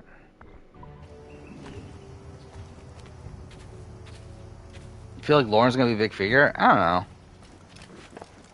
Like, I mean, she got set up in the preview to where she seems important there, right? But, like, her premiere didn't like, I felt like she had a really bad premiere, ethically. In terms of a win. Like, she can definitely make it far, for sure. But, like, I feel like she got, like, nothing of substance in her edit, but also got, like, moments of her looking dumb. So it's kind of like the worst of both worlds. Where for me, she's, like, kind of lumped in with, like, the Helens and the Sarahs and, like, these people who, like, feel like they were only there because they had to be, but then also had, like, moments, like, dunking on her as well. My lovesick idiot of a brother has misled you. Start from the start, mate. Recently, Well, if Cass voted out Jeffra at the merge, what? I mean, then that's what I just said. That's what I was just talking about. Intriguing. It's like Sarah's in a pretty good spot, but you still never know how the game's actually going to play out. Well, there is the treasure. Oh? A pirate sold us a map. Lindsay style character, Come, like from we'll leave it 42. now if you follow with discretion. Like You maybe. may hear it for yourself. Follow me at a distance. If anyone sees you, Ah, she seems too chaotic though. Like I think she can be more like a Chanel nothing to secure either half of the map. from 42. Or like she's like a very chaotic figure pre-merge, and then coming into the merge, she's kind of like a near consensus boot towards the beginning of it. Like I can kind of see that. Good day, my brother. Good day, brother. Why is this music playing right now? Like this music does not fit this scene. It's a little like it's a tailing mission. You would have me gone and done away. Nassau is too small. Local towns turn everything to sentimental comedy. Oh yeah, like I don't remember Challenge USA that well anymore. Like I remember like Sarah and Tyson's feud Very true. And towards what a the end. business it is. And I remember like how like she looked like a fucking lunatic. Oh fuck off game, cool. But a lot of that has not stuck to my mind. By the way, I'm probably gonna have to rewatch challenge seasons, like those spin-off challenge seasons, aren't I? Before I do the spin-off ranking. What else would you call it? Like I have like no memory of champs versus pros and champs versus stars at this point. I need to rewatch those seasons for sure by the time I do the video. Like I have notes on it, but like still, it's like I don't remember those seasons at all. It's domestic tragedy I'm trying to avoid. Well said, brother. No stronger bonds than family, except business. Goodness knows we have more than I think U.S. player could ever be as messy And what a business as it Santoni, is. probably. I'm sure neither of us would ever do anything to upset the balance. Worst Tyson voting himself out of Jackson vote. Like definitely Tyson. Like Tyson did not. Like Tyson's move was like completely unnecessary. My half of the map, you Like it's really just him completely overplaying. Jackson's like makes sense. Like it's still bad considering he had all the information. He's actually the only person in the entire game at that point that had all the information. But like still, it's like it's definitely like tough to actually trust all that information.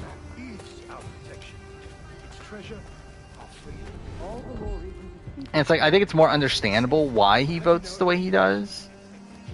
Where yeah, it's just outright dumb for Tyson.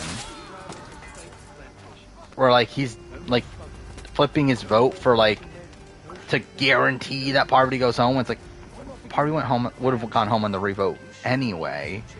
And also he wanted to save face with Russell, which is like, who fucking cares? Where the fuck else is Russell gonna go at that point? If you're thinking Russell's even a number for you to pick up anyway. But I don't know, whatever. What's this Instagram thing? Forgot about Santoni, why she declined All-Stars. Like I think she just didn't want to do it, right? Like do it back to back. But I don't know for sure. 3 years ago, she ran around the world. Oh yeah, this is when she said that she wanted to be on the challenge.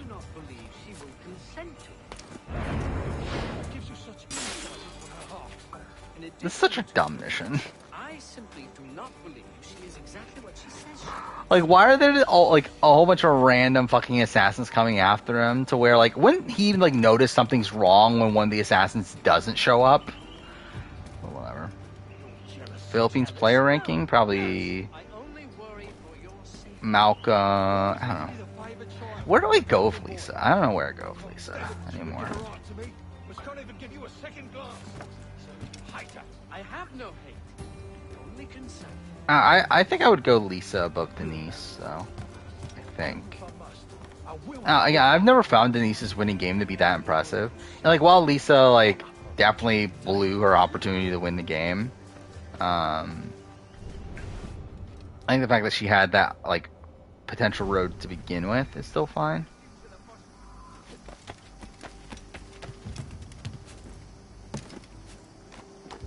And with her like game, thank you. Because like the thing with Denise is that Denise gets to the final 3 with Lisa and Scoopin, which she wins, but like she also like wasn't planning on that like for really the entire season.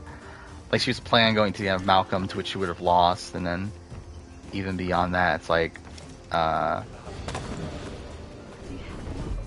her getting into that like grouping with Scoopin and Lisa was like more so the work that Malcolm put in to begin with. Taking care of it. Give me time. More time?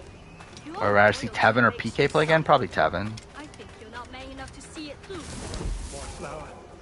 It is all but Yeah, I forgot PK was what, second boot on Return of the Outcast? Yeah, Return of the Outcast has not stuck to my mind either. You hired a man.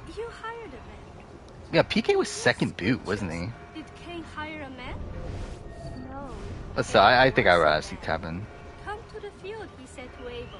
And he Yeah, I think Tevin still like it's like PK. We saw him have a good run. I feel like if he comes back, it's like, is he really gonna have a better run than the first time? Probably not. Like Tevin, I feel like he still has a good run in him. Yeah, Seamus was a person. Yeah, Pinty was pre-merged twice, right? That's kind of funny to think about. I don't know why I never... Yeah, Teresa was pre-merged twice. Actually, a lot of people were pre-merged twice there, weren't there? Like, only like 3 pre-mergers made the merge, right? It was only the, what they even call it? I don't even remember what they call themselves anymore, but Dino, Phil, Felix, and then Killarney for some reason. That's super sad, though, in retrospect. That, like, all those pre-merge people got pre-merge again.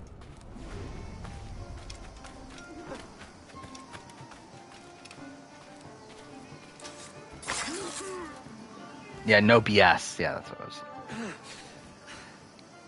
Yeah, it is insane that we're in a world where Shane and Marion got to the final 3 together. I thought it was bluster. He is my brother, despite what you told me. Yeah, I think the 44 premiere... Yeah, it's definitely one of the best premieres. I think it's probably top 5 episode of the new era. Like, I think there's still, like better individual episodes. Like, probably, like, the Cody boot, I think it's definitely up there.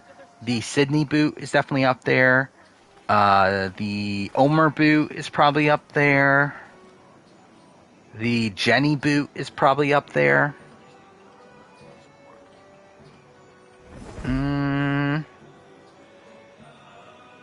Is that it? That's in the conversation? No, it's like this could be number 5, maybe number 4. It's like it's in that range. Yeah, Shane was like number 10 probably on the SA top 10. I mean, he has the best average out of any SA player, so good on him for that, I guess. Like he's played the most amount of days of a Survivor SA player, I believe. Actually, maybe he hasn't. I guess that's like... I think he has, but like... I guess that wouldn't be a guarantee considering SA used to only be 26 days. Yeah, Steffi played more days? Okay, yeah. That's what I was thinking.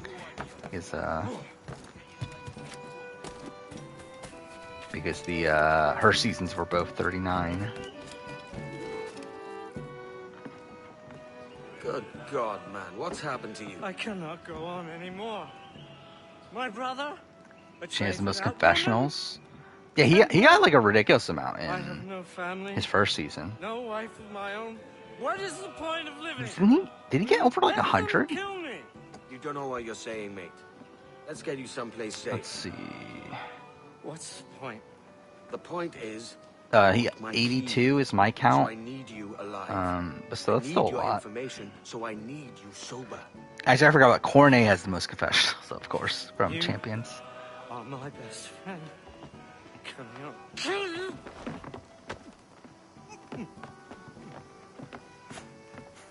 I don't even remember the Return of the Outcast confessional count anymore. Yeah, he only got 52. He definitely got underedited there. You there with a sour face. Marion got 100, Phil got 103, Dino got 108. Inside and out. Ah, and how would you know? I thought everyone knew. Killarney only got 24, which is funny. I'll fix that move. So Stokes talking a bit noise. Keep it I still can't believe we got a fucking 24 episode season.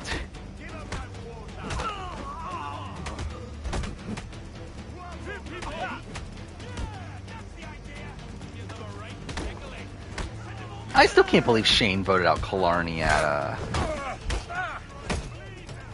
the final 5.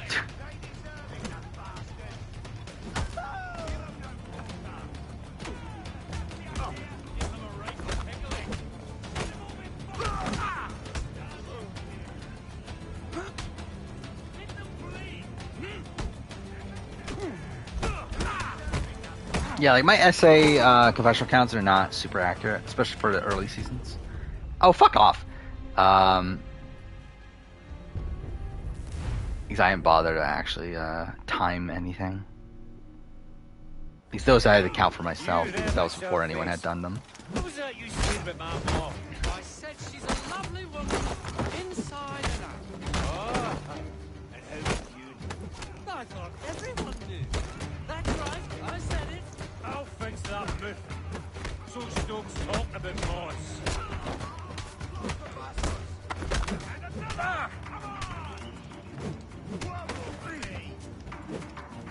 BB edit is better than Survivor? I disagree significantly. And yeah, I think a lot of that's because like even beyond just like basic edit of everything, like I think also just the fact that they don't know what the outcome's going to be also leads to a lot of inconsistency in the edit. Let's go. Where there's usually like a lot of like plot threads that are opened up to just lead to absolutely nothing. Wait. Oh, I did. Okay, cool.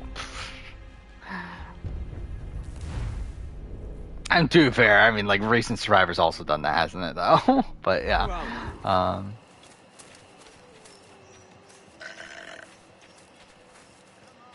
So if we win because of anti-coach votes? No.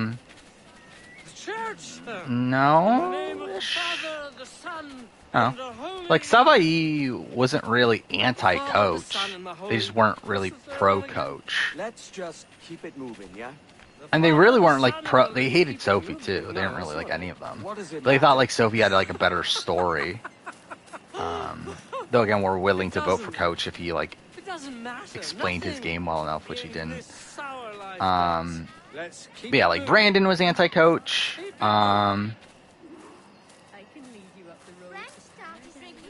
Is that it? Actually, I was thinking there's more, but like Rick actually ended up voting for Coach.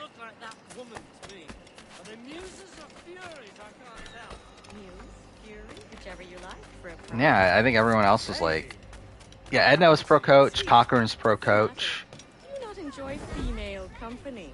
Come with me, kind sir. I'll make it worth your while. Edward!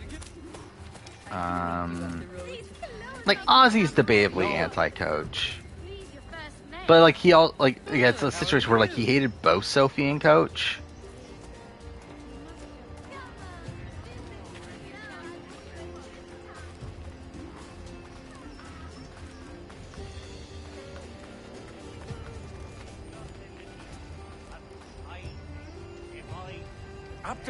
No. Worse, Tyson voting out himself for Cochran voting out Keith. I mean, like, at least Cochran's in the game. But they're both bad. Piss off! Oh, I need a piss. Oh, that's much better. Stop that! What? It's so weird they're playing the fucking theme. I'm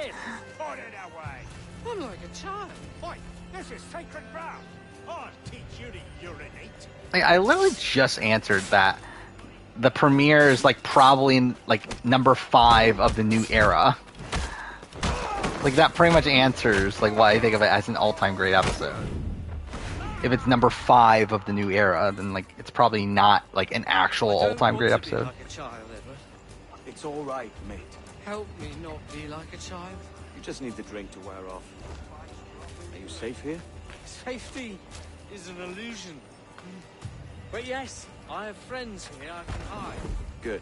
What you must... Oh, that's the thing I've always... Yeah, that's like the big thing about Cochrane, is that... It's like, that's what makes it even dumber for him to flip, Betrayal makes one feel is that, like, Savai had the odds. And that's part of why they were so upset at him. It's because they did, like, so much to try to get the odds. Where they had 2 immunity necklaces, they played an idol. Sober up, mate. And he still flipped. This in the morning. You're a forever friend, right? And to be fair, I still think Savai should have just played the idol on Cochrane.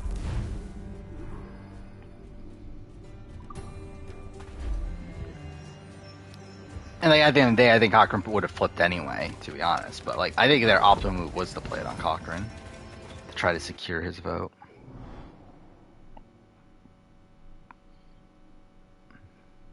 Was it kind of work in 3 days? Well, good for you, I guess. I don't know. Is it good for you? I don't know why I just did that.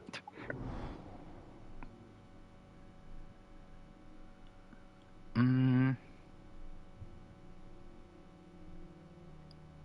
mean, the thing about Cochrane, like, I think Cochrane makes an objectively bad move.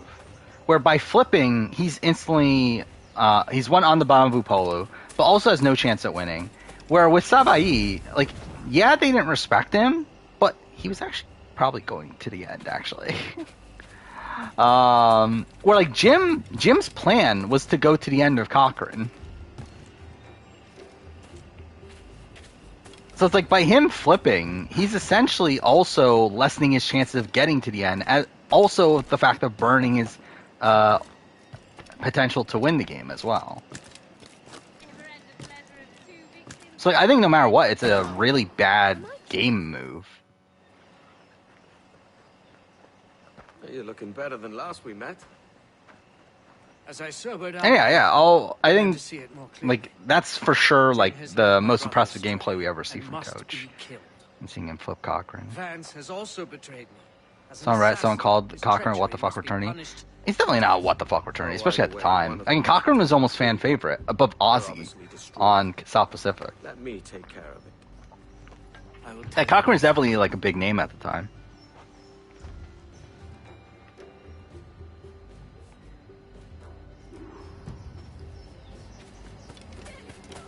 Yeah, I think Cochrane flipped because how he was treated.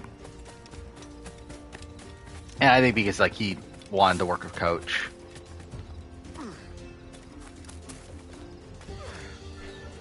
Cochrane like has been on like Cochrane's always been like kind of a weird RGP guest where like he's he kind of appears like once every like couple seasons.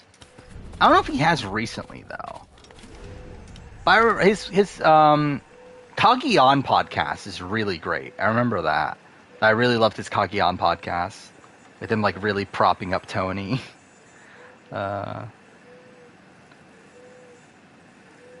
But yeah, I don't remember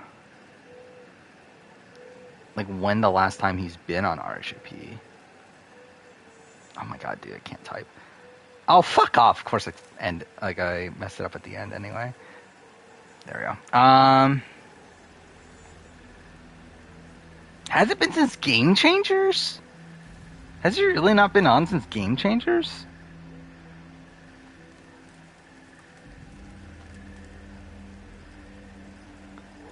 I see his Kagiyan one, and I see his Game Changer one. Has he not been on since?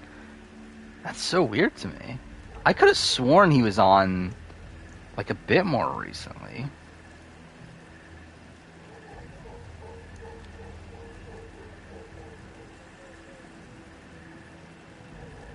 No, he hasn't. That's so weird to me. Huh.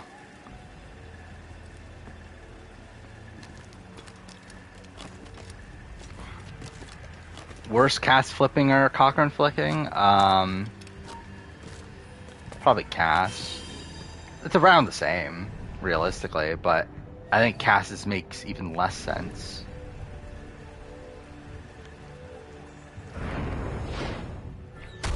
Where like Cass is like even like Cass is like reminds me of like in Sequester where someone says I'm gonna drag you if you vote me out, and then you still vote. It's like kind of like the Rachel Riley. Actually, no, Rachel Riley I guess is kind of different, but Rachel Riley and Sequester is so funny to me still. I like her in the Sequester mini. Or if you don't know what happened in the Big Brother Sequester mini of Rachel Riley, where like Jesse tells her that, and it's a drag round, so where like the person gets voted out will drag someone out of the game with them. So Jesse Larson from BB Can 6 gets into a fight with Rachel, and tells Rachel that if I get voted out, I'm dragging you with me. So Rachel finds out that the votes are on Andy, and decides, okay, I'm going to play my LOS, which is an idol, on Andy. So she saves Andy, which in turn puts the votes onto Jesse. So by using her idol, she gets Jesse voted out, which leads to her getting dragged out of the game by Jesse, which is just hilarious. But anyway, it is like a situation of like with Cass, it's like they literally told her that if you flip, you're not winning this game. Like whoever flips on this alliance is never going to win the game, and she fucking does it anyway. It's like, what the fuck do you expect? They literally all told you that we're not going to vote for you if you get to the end if you flip. Yet you fucking flip anyway.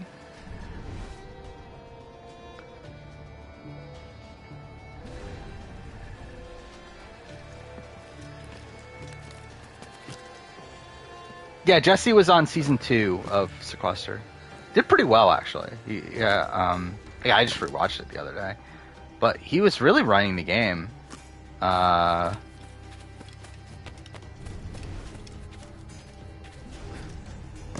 of gets unlucky at the final 6. To a degree. Again, like in Sequester, it's like, obviously there's like the recognition that,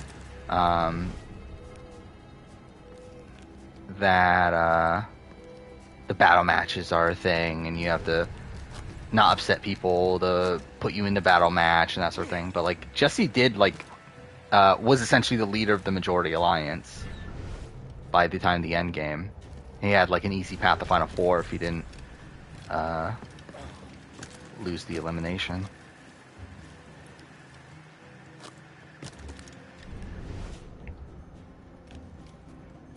What makes the format of season 4 good? Of Sequester, it's just more streamlined.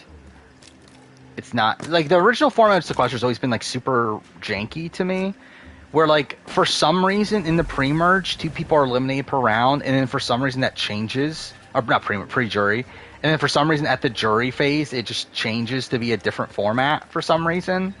Like I never particularly like that, and they changed that for Sequester season 4.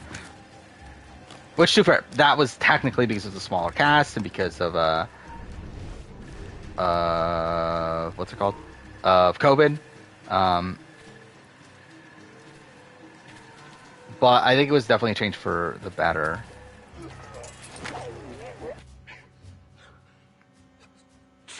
Where, again, like in the original format, it was someone would get voted out every round in the pre-mer or pre-jury, and then that person would pick 2 people to go into a battle match. The 2 people, then the winner of the battle match goes back into game, loser gets voted out, and that would happen every round. Where like in the new format, and then like at the jury phase, it would change to where a person voted out gets to pick someone else, and their person they pick will go into a battle match. They changed it in season 4 to where like every round plays that way, which adds a lot more consistency to the game.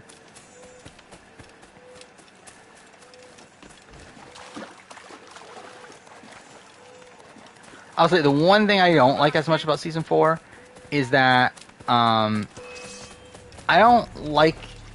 I mean, I guess I'm kind of mixed on it, but the aspect of that you can drag anybody in is something that I'm like a little bit underwhelmed by. In the sense that I think like something that made like the original format like really interesting was that you can only be dragged in if the person that gets voted out, if you end up voting for a person that votes you out. Really? Wait, no. If you vote out for the person that gets voted out, fuck me. Which made it so that like a lot of people were like throwing their votes away and everything, and like while that still happens, I liked it more as like an ingrained aspect of the format instead of like in season 4 where you can literally just pick anybody. To where it's like you can still reveal 3 votes, but you can't. But you can still like pick anybody technically, which I think kind of like nullifies the point of it. Which I also say, like, it's just kind of like really. Something I think I've realized through rewatching Sequester is that like Sequester like is essentially a game like built on pettiness. Where it's essentially like a lot of people like because like when you get voted out, you have to pick people to go into elimination and everything. It's essentially an entire game based around like how petty are you, which I just find like kind of funny in retrospect. I don't think it's like something I really like recognized until more recently. Is 4-4 more chaotic than Gabon? We've had 1 episode. I would say strategically it is.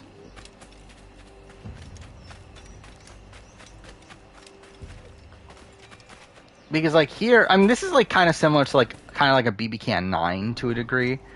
Of like people are playing, it's just that they're all playing poorly.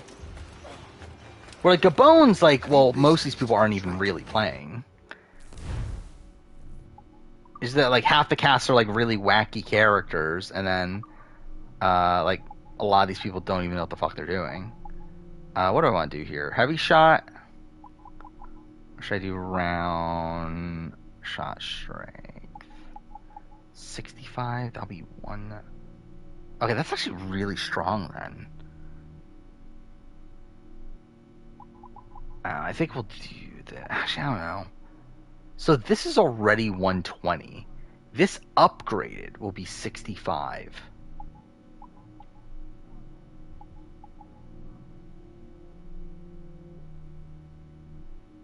I don't know. We'll do this one. Who played the best on Ratu? Again, probably Matthew, but it's not saying much. Welcome.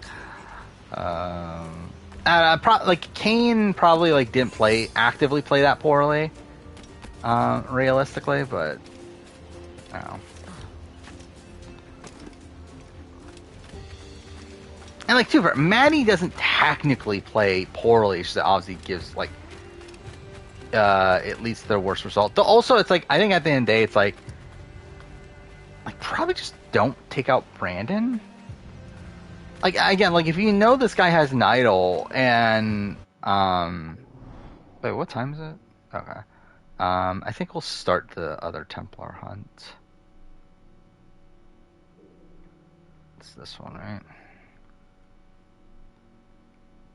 But yeah, I think like the fact that they go for a guy that has an idol and then don't have any contingency plan beyond that, I think is kind of dumb. Yeah, I think Matthew would have been interesting to target. I think the tough thing too is that people weren't voting. Like she knew that both Jamie and Lauren weren't gonna vote. So at that point, that like really limits your options as well, which I think also makes it even dumber that you're going for the aggressive play in that situation. Like why not vote? Why not wait for next round at that point? But I guess that's what they wanted to play hard, right?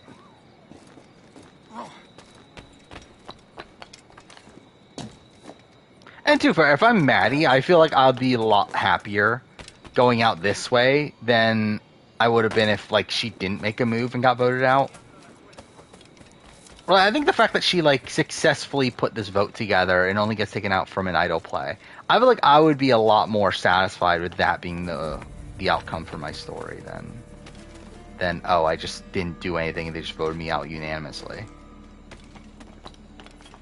Yeah, it's like at least she gave it her all. Like at least she tried.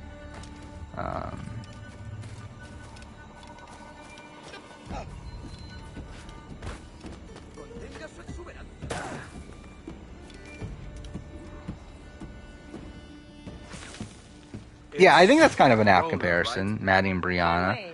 Again, like from what we've seen, Maddie seems to be more effective than Brianna. Like at least Maddie like almost got her target out. And you're still boozy as a But, swilter. What do you want? Bran telling everyone about the key is stupid. I don't necessarily agree, personally. Like, I mean, I think if you're in that position, especially where, like, you don't know it's an idol and everything, it's like, I don't know, it's like, I mean, obviously, yeah, ideally he wouldn't have done it, but I don't think it's like, oh, this is the dumbest move ever or anything. No, I think realistically, I think once he tells Maddie, he has to tell everybody. Especially with the fact that, like, he clearly did not trust Maddie. I think it's a choice of don't tell Maddie or tell everybody. But the problem is that Maddie is there when you find it, so the assumption is that you think Maddie knows about it anyway. And Maddie even explicitly says that she sees something in his pocket anyway. So I think at the point where, like, it's either, like, again, have to put all your trust in Maddie, who is someone that you clearly don't trust, or decide to make everything public. I think I would personally go with making everything public.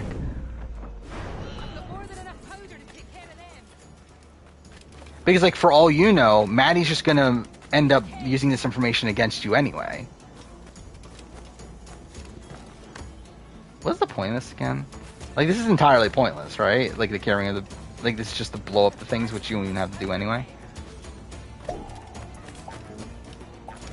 Potentially, I've thought about that. Like, is this... Like, was that part of Matt's plan? Is that why Matt used the shot in the dark is to kind of, like...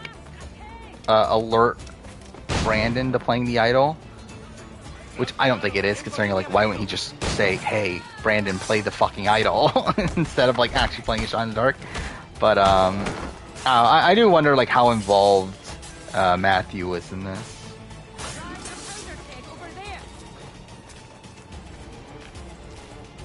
Do you rank up the medevacs as TV moments or as characters, or as, like, players? Because I have criticisms of both ideas, which is the reason I haven't done them yet. As players, I think it's just, there's so much wide range of when these people go out that I think makes the list, like, pretty dumb, because it's just a ranking essentially of who went out at what time for most part. While ranking it as TV moments, the issue there is that I'm glorifying someone's misery and pain as their, like, dream is ending and everything. I don't think that's the most appropriate video to be making.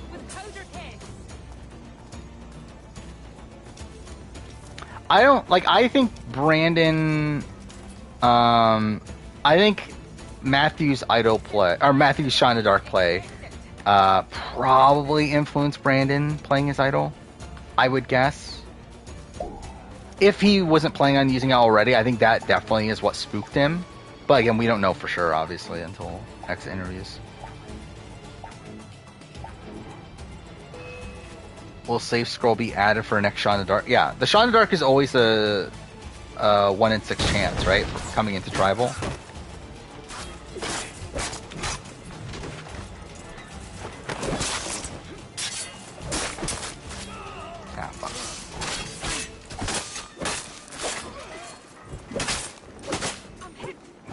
Why those specific Alyssas, but oh, they're all not great.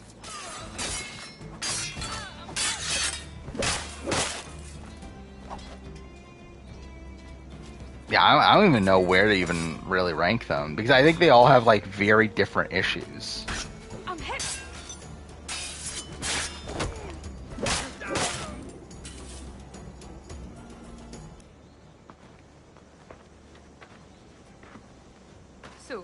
Is this your new persona? Sir Edward? Yeah, I don't know why Jamie used Shot in the Dark. I assume it's just that she's super paranoid, which is bad. If she's that paranoid. I have Claire at, like, number 12 or something. Claire's not winning this game. Well, there's a key. I thought she had a good opening confessional, but then she was invisible the rest of the episode. Outside telling Matthew, but, like, that was like, that had to be there. I know you're no stranger to a man's boots, but the suit this key unlocks... And even then, she gets no explanation for that. I'll tell you what. It was, yeah, just the thing that had to be there. The help of an especially simple fellow, I'll let you know. Oh yeah, I definitely would have used my idol for sure in Brandon's position. Like, this is the first tribal, and it's this crazy. It's like, and everyone knows that you have an idol. It's a public idol. It's like, I think you have to use it. Like, to be honest, I probably would have used it even before everything. It's like, at the point where everyone knows I have an idol, it's like, I might as well play it. Like, at the slight, like, instance of potential danger, it's like, why not? Like, this idol's, like, almost useless anyway. For long term, at least. It's like, maybe you can hold on to it for, like, another tribal, but it's like, again, if I think I'm in danger anyway, it's like, just use it now. What is it? Could potentially find another one afterwards anyway. Seems too convenient it started at the same time as these bureau attacks. Could you see what you can find out around? Yeah, I think that's my like criticism of Carson's edit. Like, I have Carson at number 1 right now on the flower ranking, but I do think it seems a bit too clean. Won't let you down. It would be hard to get much lower than this. But again, it's like a premiere that had like a lot of messy edits for almost everybody. Yeah, his like popped a bit more, I guess.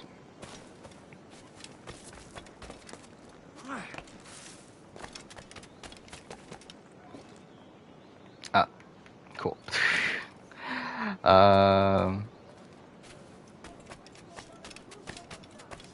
Better edit between. Oh, definitely Jam Jam. That's not even close. Like, Jam Jam has a really solid edit. I think my only issue with Jam Jam's edit is the fact that we don't know where he is strategically in the game. Or like, we don't know his relationships and everything. And like, he seems to be outside of the like majority alliance right now. But like, in terms of like his actual content, it's actually really strong. Well, like, again, Sarah and Helen's content has like no substance to it. It's simply content that like has to be there because they were there. Like, Helen was there for the Savvy thing, and then Sarah was there on the journey. So like, they both had to get content for those things, and that's pretty much the only time they get content. I believe the only confessional outside of that context is Sarah getting confessional about Bruce when he gets medevaced, but.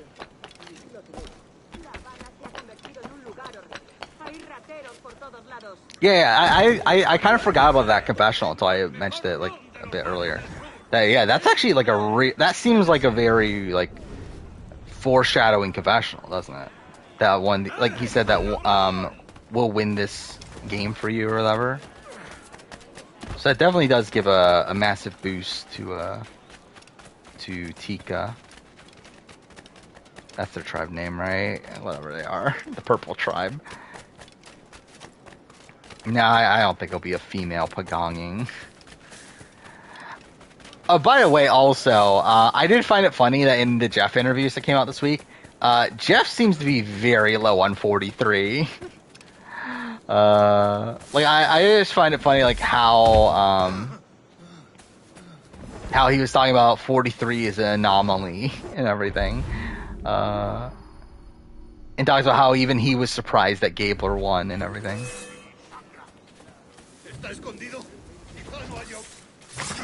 And he like even like admitted to like, yeah, the Gabler edit was a mistake and everything. So I did find that funny.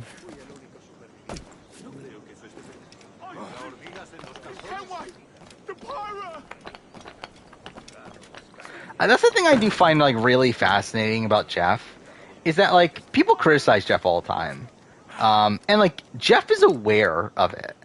That's the thing I find so funny, is that like out of any of the like Survivor production crews and everything, or really any of the like production crews just in general for reality TV, it seems like Jeff is probably one of the most aware of the criticism.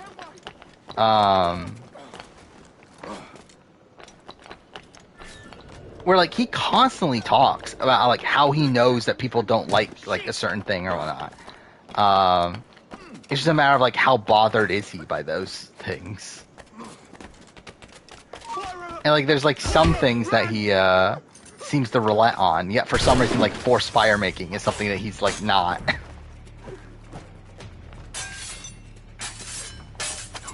He's like the person that like once he saw like people complain about fire tokens, he got rid of fire tokens. Once he saw people complain about Edge of Extinction, he got rid of Edge of Extinction. It's like there are things that he relents on. Yeah, for some reason, again, it's like these like really big things in modern Survivor that he hasn't.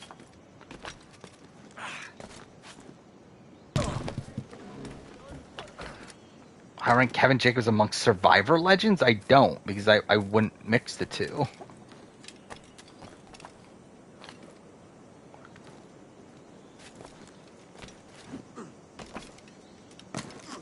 You see, I think Survivor and Big Brother are really different games. Like, obviously they're both social strategy games, but I think like the entire format of like what's important within both games makes things a bit different. I mean, he's never like official. I don't think he's ever commented on the criticism of forced fire making.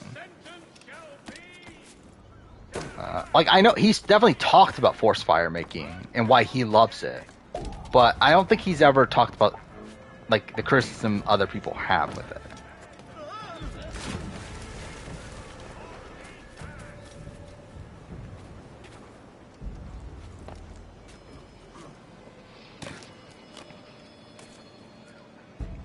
What do you mean is Kevin Jacobs underrated in the Edge community? He's not. What do you even mean by that?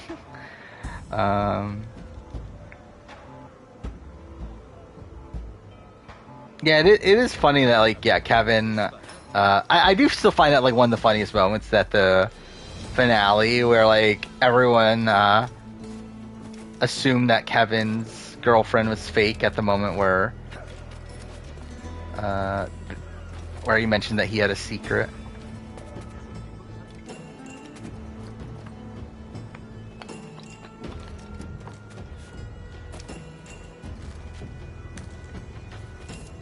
Where are we at? We're over 4 hours.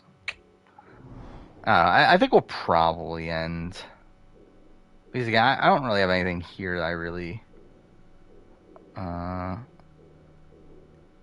feel like I need to do. Where's the next Templar hunt?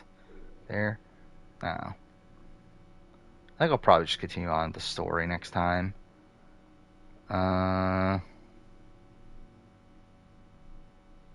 Yeah, I'll just go back up here, I guess.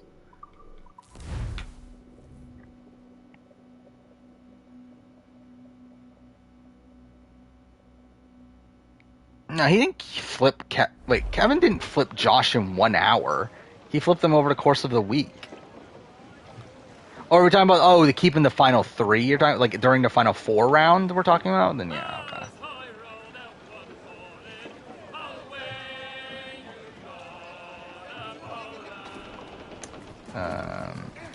Yeah, again, I guess we'll end here.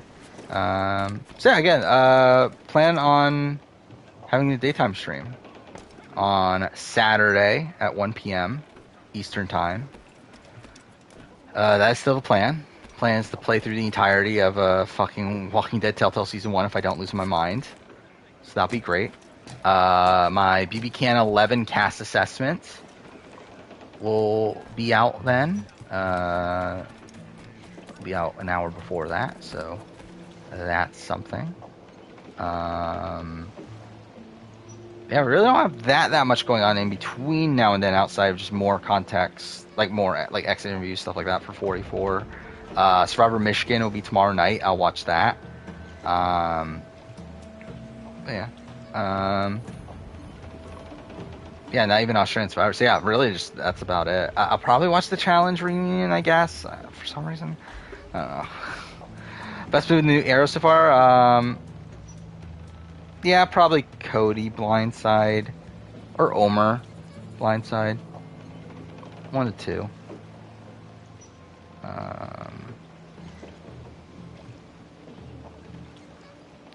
Like, I think the Cody Blindside, the one, like, criticism is obviously the fact that it doesn't lead to a win, which is, like, disappointing, but, like, definitely for, like, where Jesse was in the game at that point, I still think it was the correct move to make. Because, like, he needed Cody out at some point. If he doesn't get Cody out there, then Cody has an idol for the final 5 round. or and he could even win immunity there, and then he can have a chance at fire making at the final four, to which he more than likely wins, considering he's known as being a good fire maker. So it's like that was really like pretty much the last chance to get rid of him.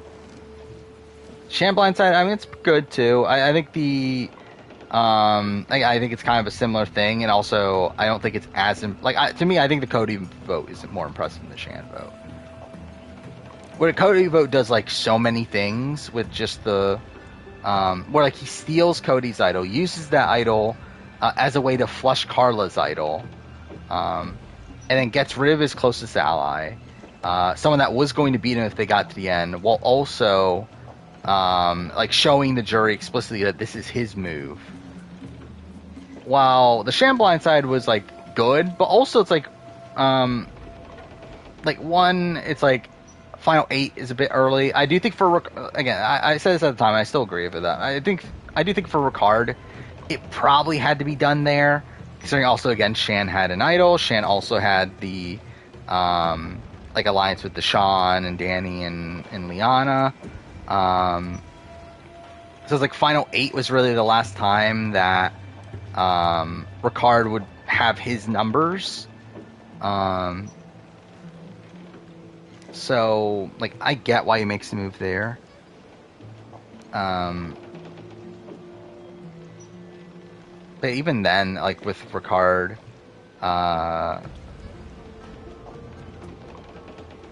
actually, I mean, either way, yeah, it's like I think it's like it's still a good move, but it's not really on that level.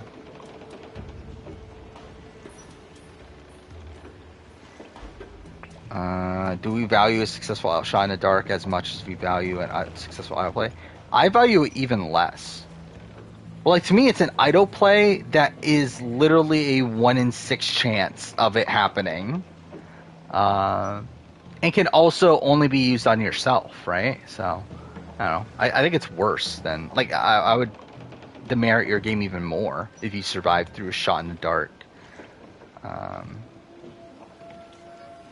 But yeah. So again, we'll be back on Saturday. If you can't make that stream, then I'll still be back on Sunday, like normal, hopefully. And we'll play I'm in Love with Your Dead Grandmother, because that's something I agreed to. We'll platinum it. So that'll be fun. It should only take like an hour and a half. And then I'll probably play 400 Days after that. And like probably like if I don't finish Walking Dead Telltale on Saturday, I'll probably do that too. So